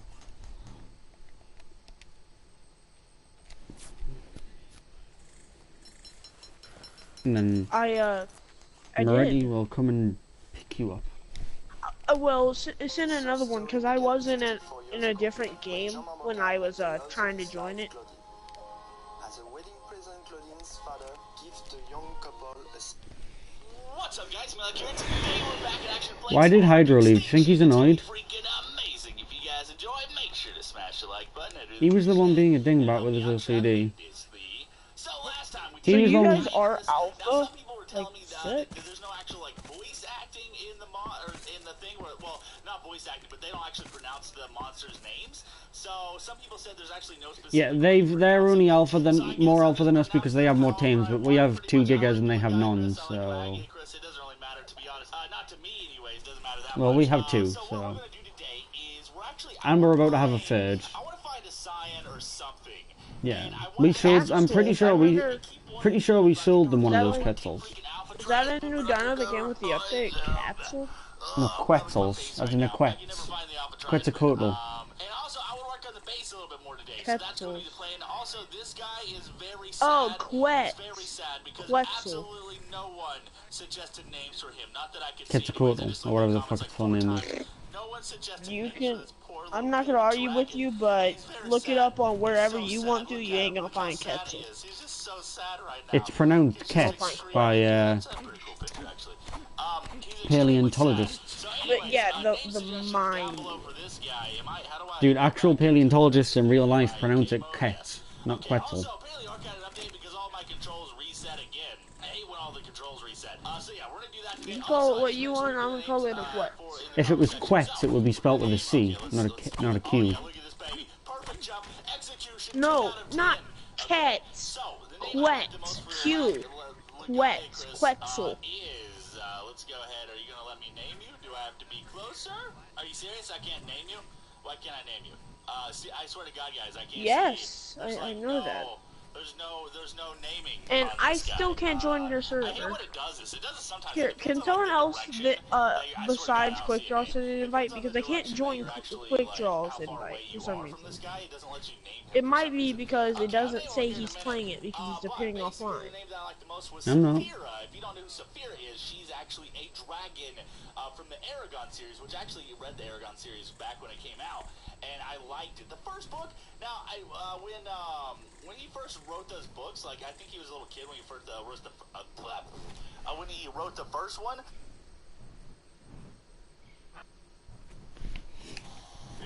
Why'd you guys make it completely private so no one can join?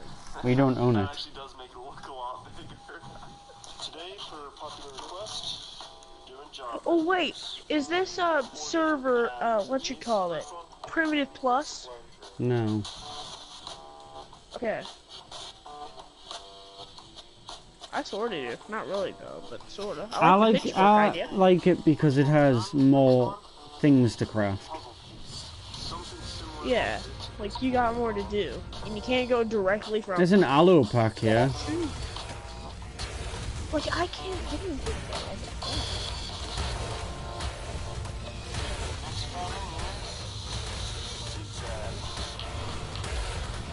I'm just killing them on the RG. I've just took down a level 125 or 6 aloe pack with my RG. I think I might need to restart my application because I'm joining and then it takes me directly back to the home screen of the game.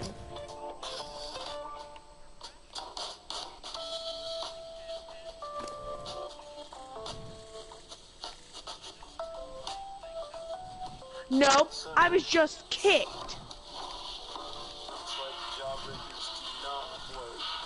If you or somebody you know eats candy, please share this video. I don't know, because we've had people who have joined without being on the Facebook page, and then I've added them to the Facebook page.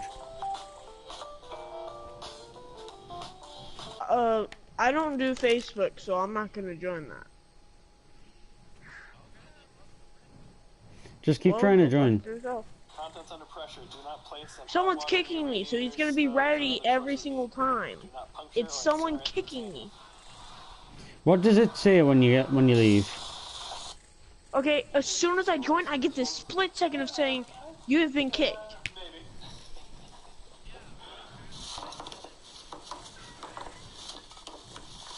Okay, so we've got a bunch of different cans. These are all pressurized. We're gonna cut into Are each one of you guys able to talk with Okay. admin or something?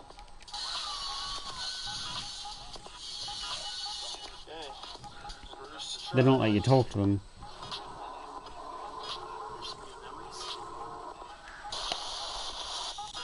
Okay, well then we got quick. Like I get this split second of you've been kicked. Message, I'll give you his PSN account. Oh, where is it? Not what I was expecting. Emoji, and then the underscore hyphen underscore poop. Emoji. How do you spell emoji? Isn't that E-M? Underscore hyphen underscore poop. Underscore hyphen. What's a hyphen? A dash. So underscore dash.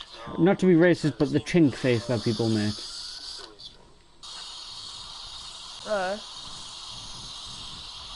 So is it dash underscore dash or is it underscore dash? Underscore dash. No, it's underscore dash. It's not dash underscore, it's underscore dash underscore. So underscore dash underscore crazy? No, poop. Okay, I see it. Why? So, what do... No, he does it every time the server goes down. Piercing seems to be the way to go, so this one we're gonna start. Okay, so what do I text him? I'm friends with Alpha in that game. Just say I'm friends with Quickdraw. Can I please join? I'm So we're gonna start it right there and see if we can get anything to come out of that hole. with It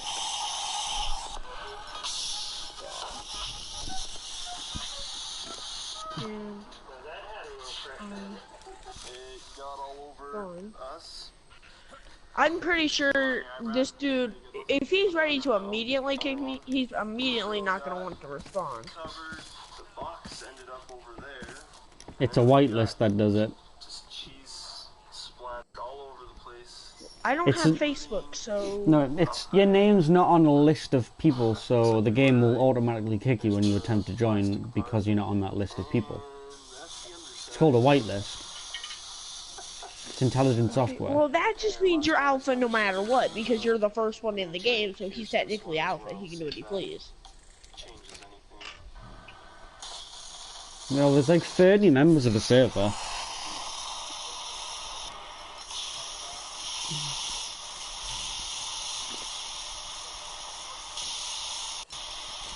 Well, yeah, then you're probably not gonna have as much love. And that made all the difference. Silver.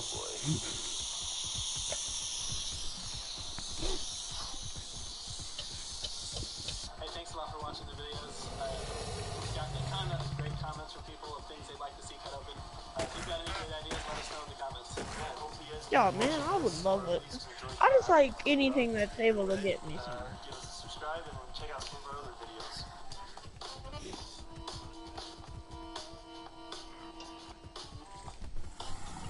Oh, on the island, I take level 5s and shit. I just use them to get around.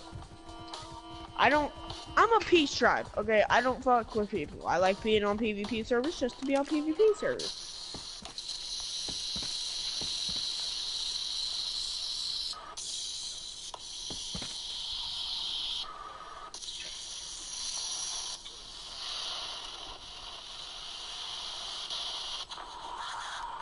That is true. You get caught off guard and fucked in the ass by a giga, you're gonna regret it. Yeah, you get caught off guard and get fucked by a giga, then Gigas you're probably ain't gonna be shit. pissed as hell. Our Parasect can take on Gigas.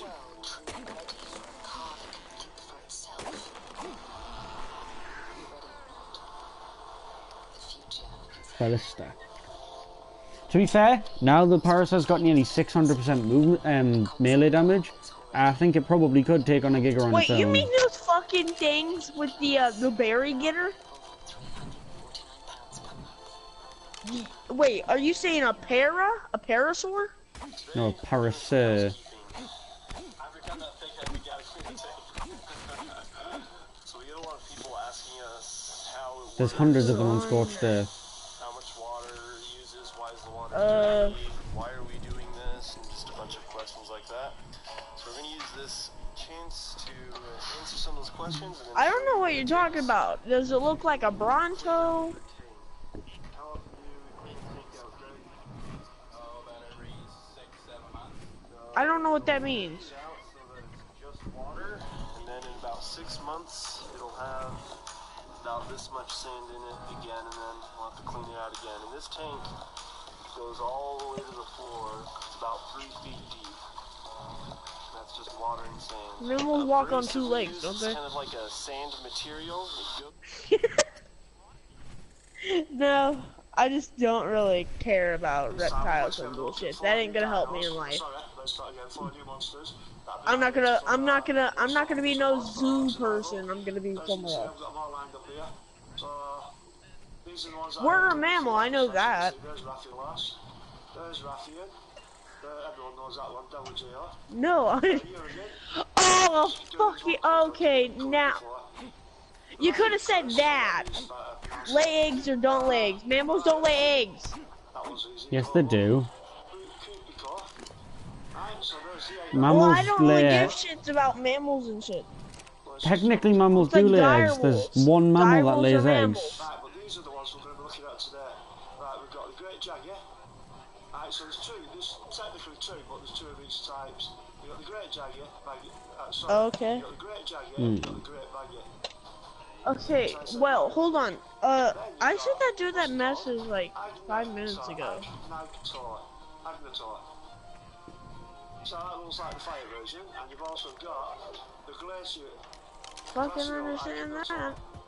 Glacier, whatever. You know what he probably thinks? He probably doesn't believe me. Quick draw, can you try texting him? Emoji might not even reply. I mean, that PS4 is usually unmanned. Right, so we'll look at the great But you're not allowed to directly message the admins. Well, that's irrelevant because it's on Nope, you put a rule on the Facebook page. Do not directly message Insidious or Chemical. Only message the shitty admins that they've appointed. Let's have a look. Right, so we're using baggy. If you left click, that does his buy. It's called a Okay, chain so of when an admin command. base gets fucking killed by Broncos or some shit and their animals are on passive. To do their respective roles. Hey! Right, let's do that click. That is awesome. I say that to be on a par with Cupico. That is really neat.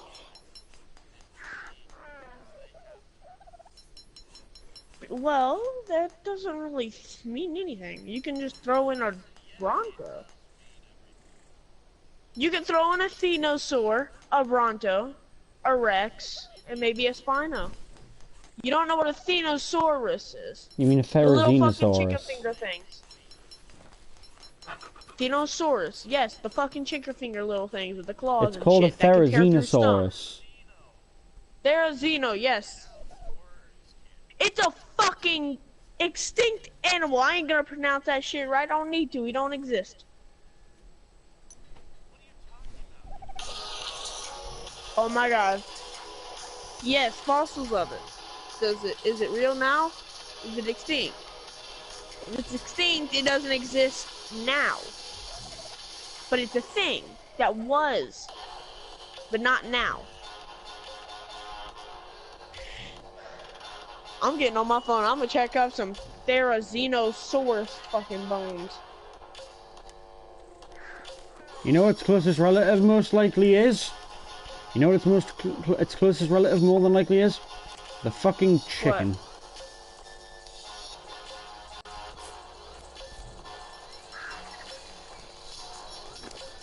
Just because. Okay, yeah, that does make sense because I do call it chicken fingers because it does look like a fucking chicken. It's not the fingers that make it like a chicken.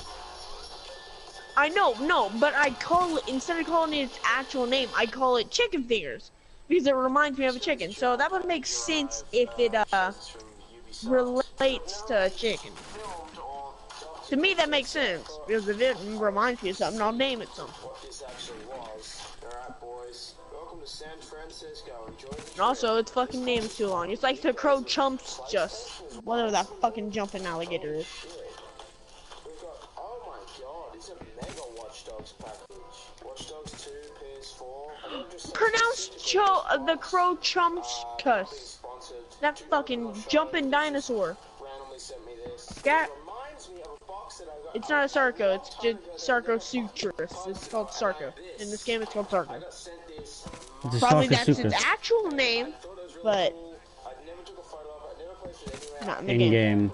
Because I'm such a fucking stupid collector that I don't like doing anything with stuff. It's called Sarcosuchus in game in the dossier. The Crow Chumps. Whatever that fucking jumping around thing is. There's the opening. So we've got a bunch of That, no, the other one. The fucking jumping one.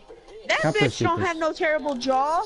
That thing fucking grabs you and shit. That thing drowned me once. It didn't even damage me enough. It just drugged me in the water and drowned me. in Italy, and I guess that I guess Ray-Bans are the glasses he wears in this game. I don't know too much about Watch Dogs. Fucking thing kills the hell Cool. Holy shit. out of everyone. I wrote one of those into like a fucking war with someone on PvP, and that thing just drowned me. To check out the new game Steep. I know. See snow for the Yes, I know that. I guess before I go, they just Hey. grease me out with some extra stuff. Make sure I'm nice to them. This is just a mega Watch Dogs loot box. What is this? I'm using it in bait. Book, something like that. Alright, let's open the letter. Okay, that's not a letter. That's So you guys have never went over to the admin base? send a letter. Yeah, all the time. You guys know I love statues. Alright. I'll give it to you guys. That is pretty cool.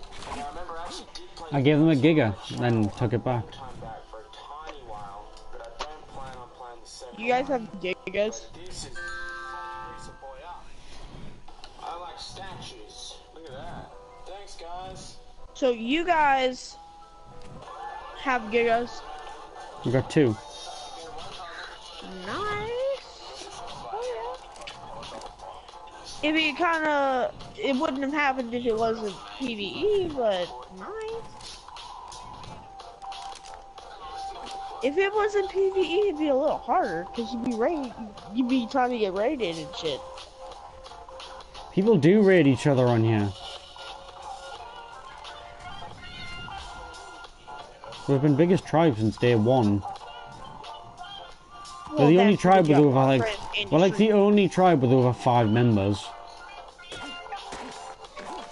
We'll make up over half the server. Big, but it is. 5 is one big tribe. You're aware we have like 10 or 12 members with the.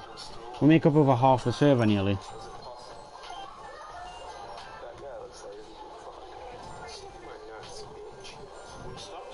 I don't know why there isn't all. Well, if you read a PvE online server, I would say you have to be in the tribe of like the admins and shit. Because why would you want to make your own shit? Like you could be in the tribe and make your own shit, but like the fuck? Like they can see if you're not in that tribe, then blah blah blah blah. You're dead. Fuck you. What? Alrighty, I just lost brain cells. I don't know, but how you talk to... So is Emoji one of the people... Like, what's his other gamer tag? Emoji's the host account.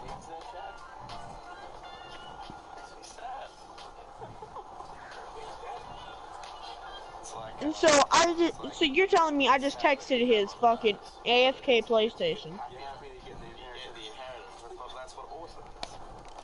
Why? What's his actual like gamer tag he plays on? If you send his actual gamer tag message, you'll probably get banned.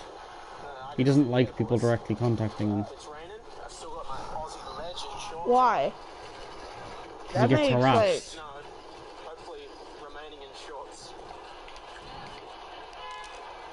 Trying to get some snow clothes. I can try.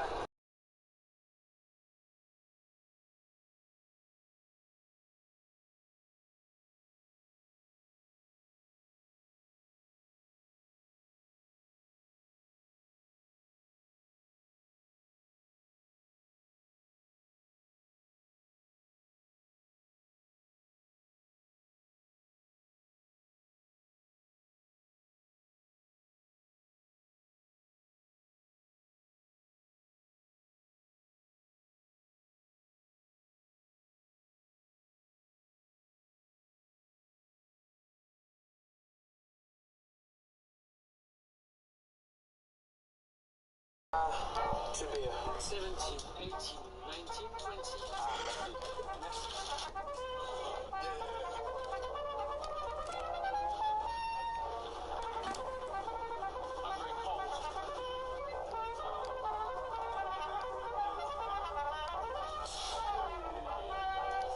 Are you joining it, Gon? Can't. Someone, I feel like someone's joining right now. I'm lagging.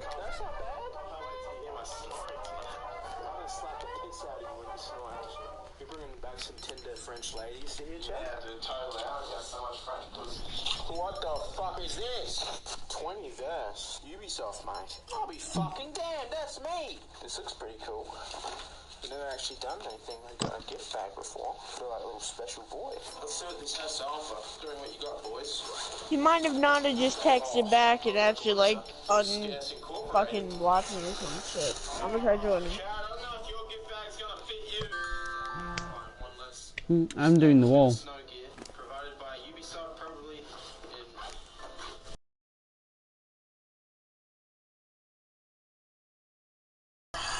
We're going to get some drinks, then we'll hit the hay for the night. We'll take off tomorrow morning. Solo my party. Chad, you done? Yeah, I'm done. He's fucking nuts. You look shiny, mate. Into that honey, look. Honey shampoo and body wash. It's like I'm fresh out of a fucking beehive. Get your fucking cock out of frame. Are you able to contact him in game, or is that some Yogi Band shit too? I already said something about skits. He's not online. That's beanie? Excellent. What a treat, fucking. So what the fuck? It's a nice tattoo there to go with that. Shut the fuck up. Oh, what the hell? This thing's massive. Yeah. Are you kidding me? This is a fucking excellent jacket.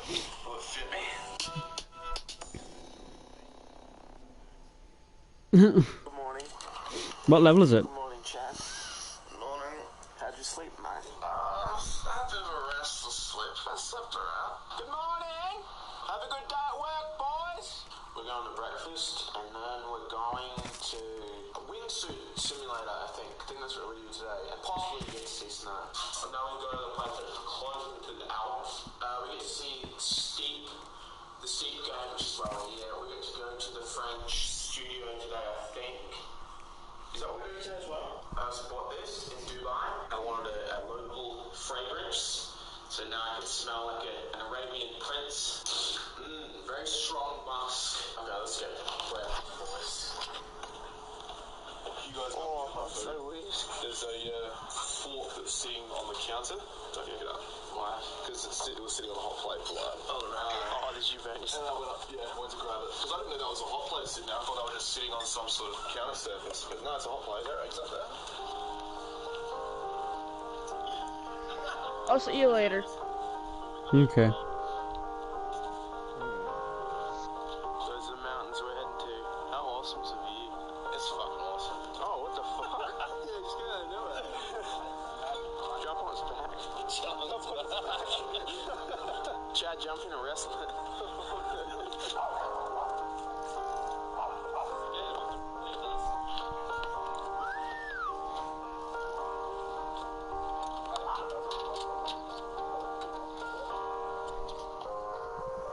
How long are you gone for?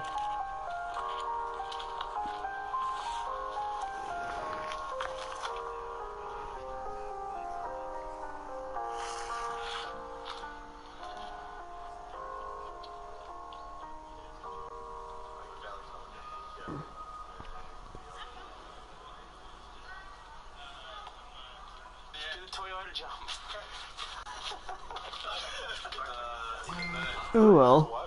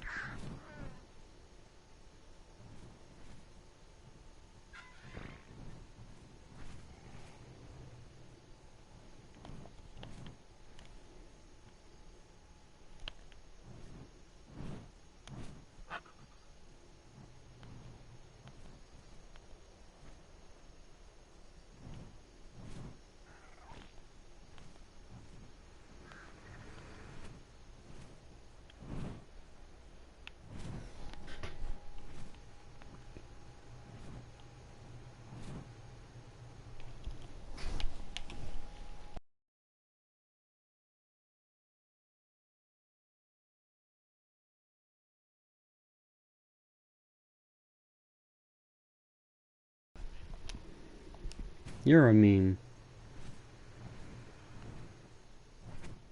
You're a living meme.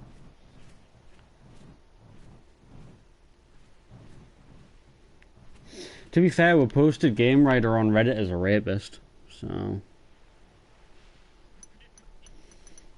Yeah. No, we didn't. We'll put that Game Writer was a concerned father whose daughter had been raped by one of the people. There was this kid that we didn't like who was like 14 and he was really fucking annoying and everyone hated him. So we posted that he'd raped Game Writer's daughter and Game Writer was a concerned parent who wanted to murder him. And we posted the kid's like PSN ID and then he got banned. It was quite funny. To be fair though, he was like really abusive to people and he used to try and steal people's things on game shares with them even though he said he would give them things, and he used to try and like get people's game shares and then change their passwords and spend the money on their credit cards, and he was just a real piece of shit.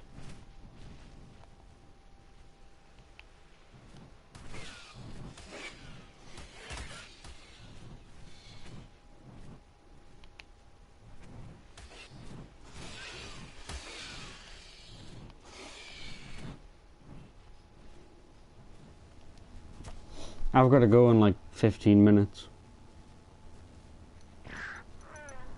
I've got somewhere to be.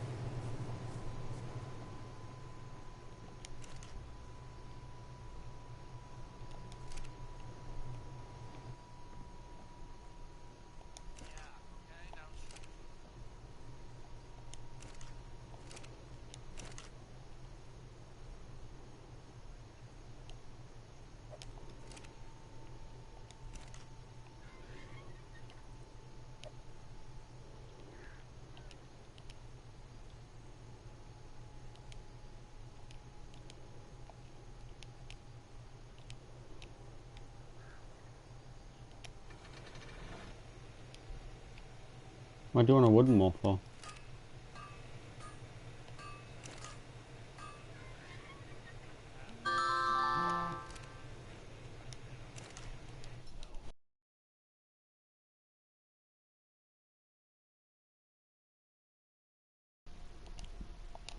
I'm in the base. I'm about to hit level up and unlock the full scuba set.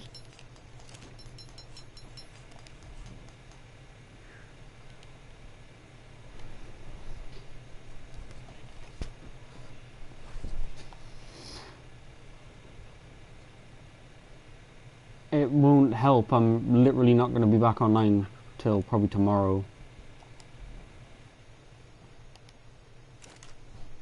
At the very earliest.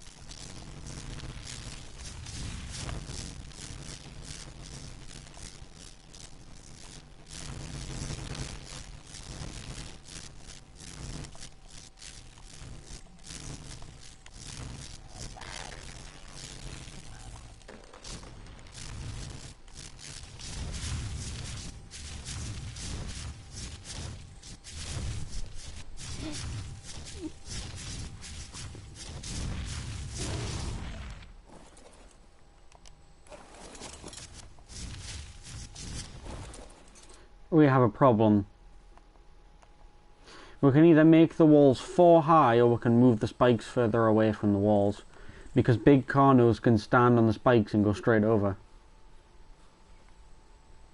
But that might just be because it's an allied team, I don't know.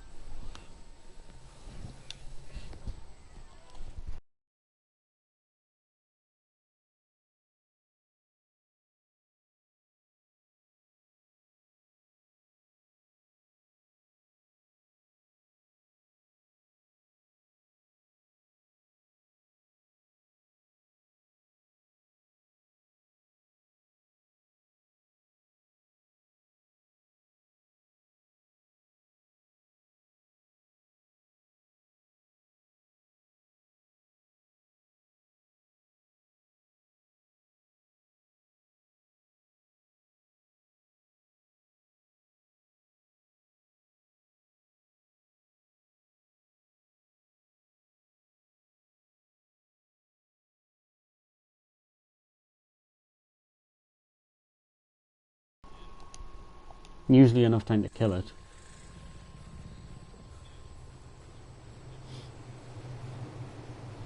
We can put metal down eventually anyway. It'll just take time.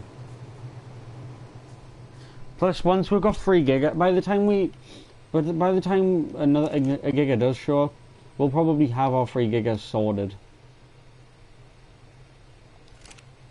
So we'll probably be able to just send our gigas out, because we'll probably have saddles.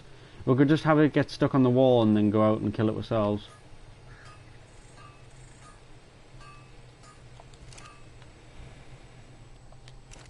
That's what I was thinking. Sherman plus the gigas plus probably a tank turtle. It'd be a pretty ugly strat. Okay, I now have a full set of scuba. Well, apart from the leggings.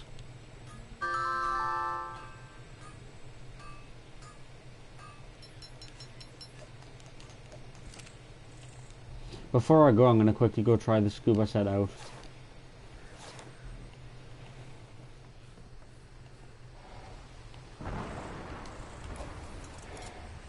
It's a weird view that it gives you.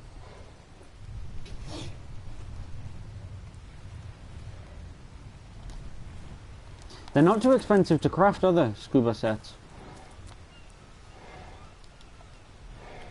The worst part is probably the silica pearls.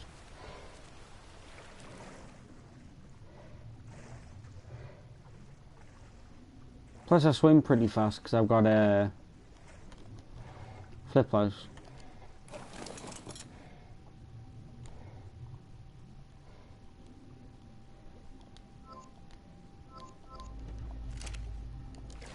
By the way, I've been because the melee rate is so high on teams at the moment, I've been leveling the Megalodon's health. One of them has 15,000 health.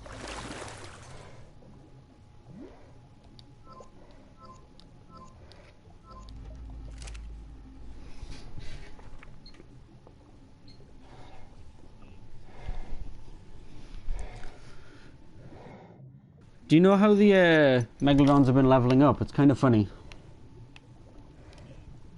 I just leave them here on neutral and they've just been killing everything that goes past.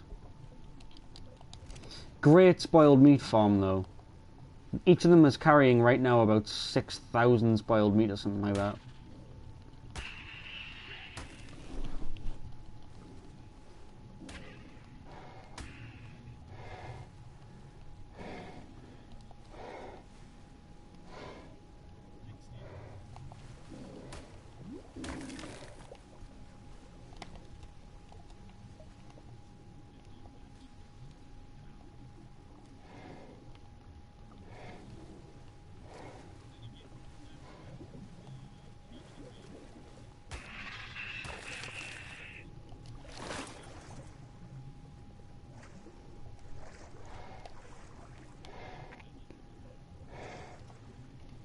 Dude, scuba's awesome.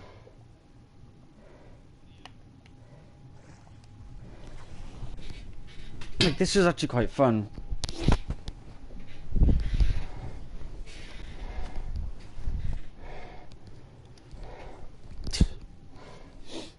This is different though, like I can actually just get off the Megalodons and look around and stuff. This is going to make taming on amphibious mounts, this is a game changer for taming amphibious actually.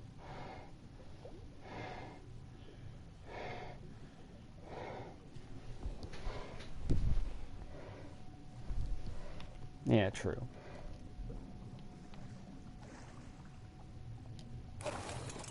To be fair though,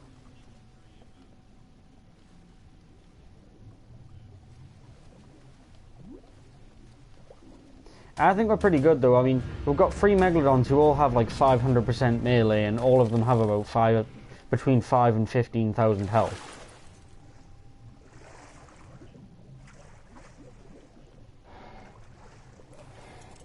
Do you want to try and breed 2 of the RGs and just hatch an egg of those 2 when you get a chance?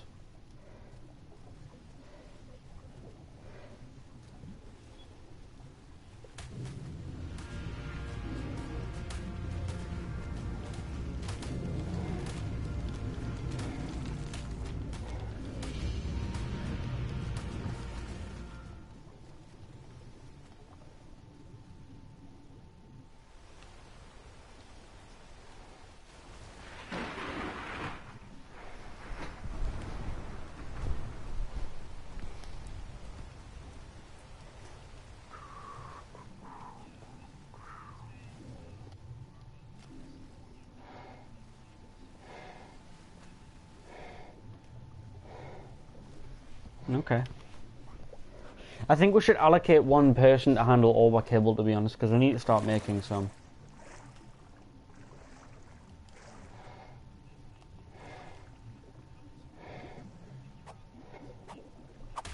Just Google it, really.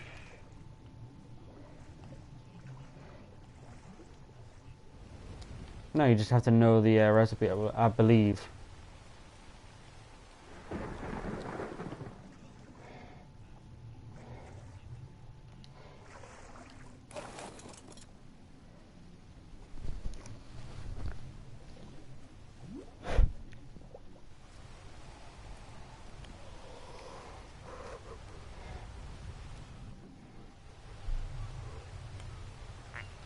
Just put it in a box and come back for it.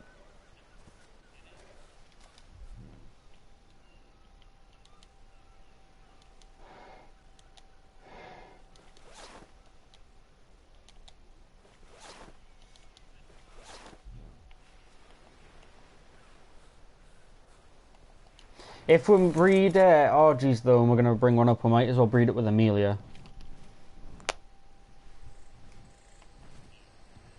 And then whatever our highest level male is.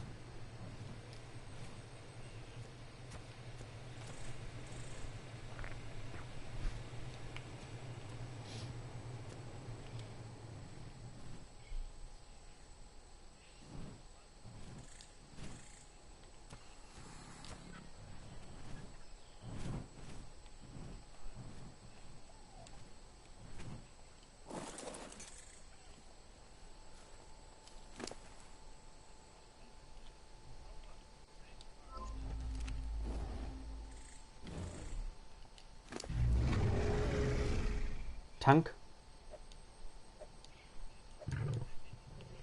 Be a nice literal name.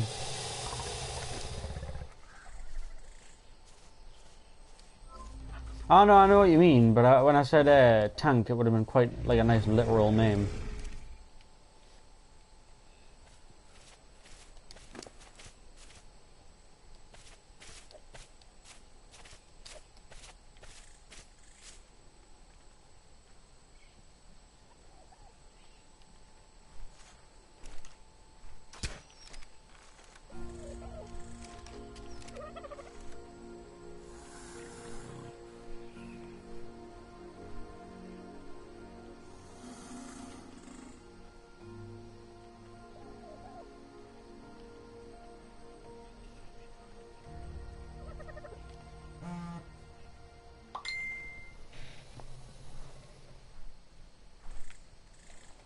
Okay, I have to go.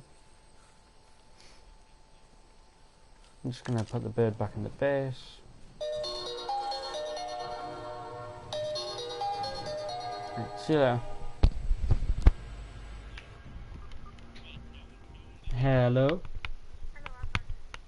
Yeah, I'm just turning the PlayStation.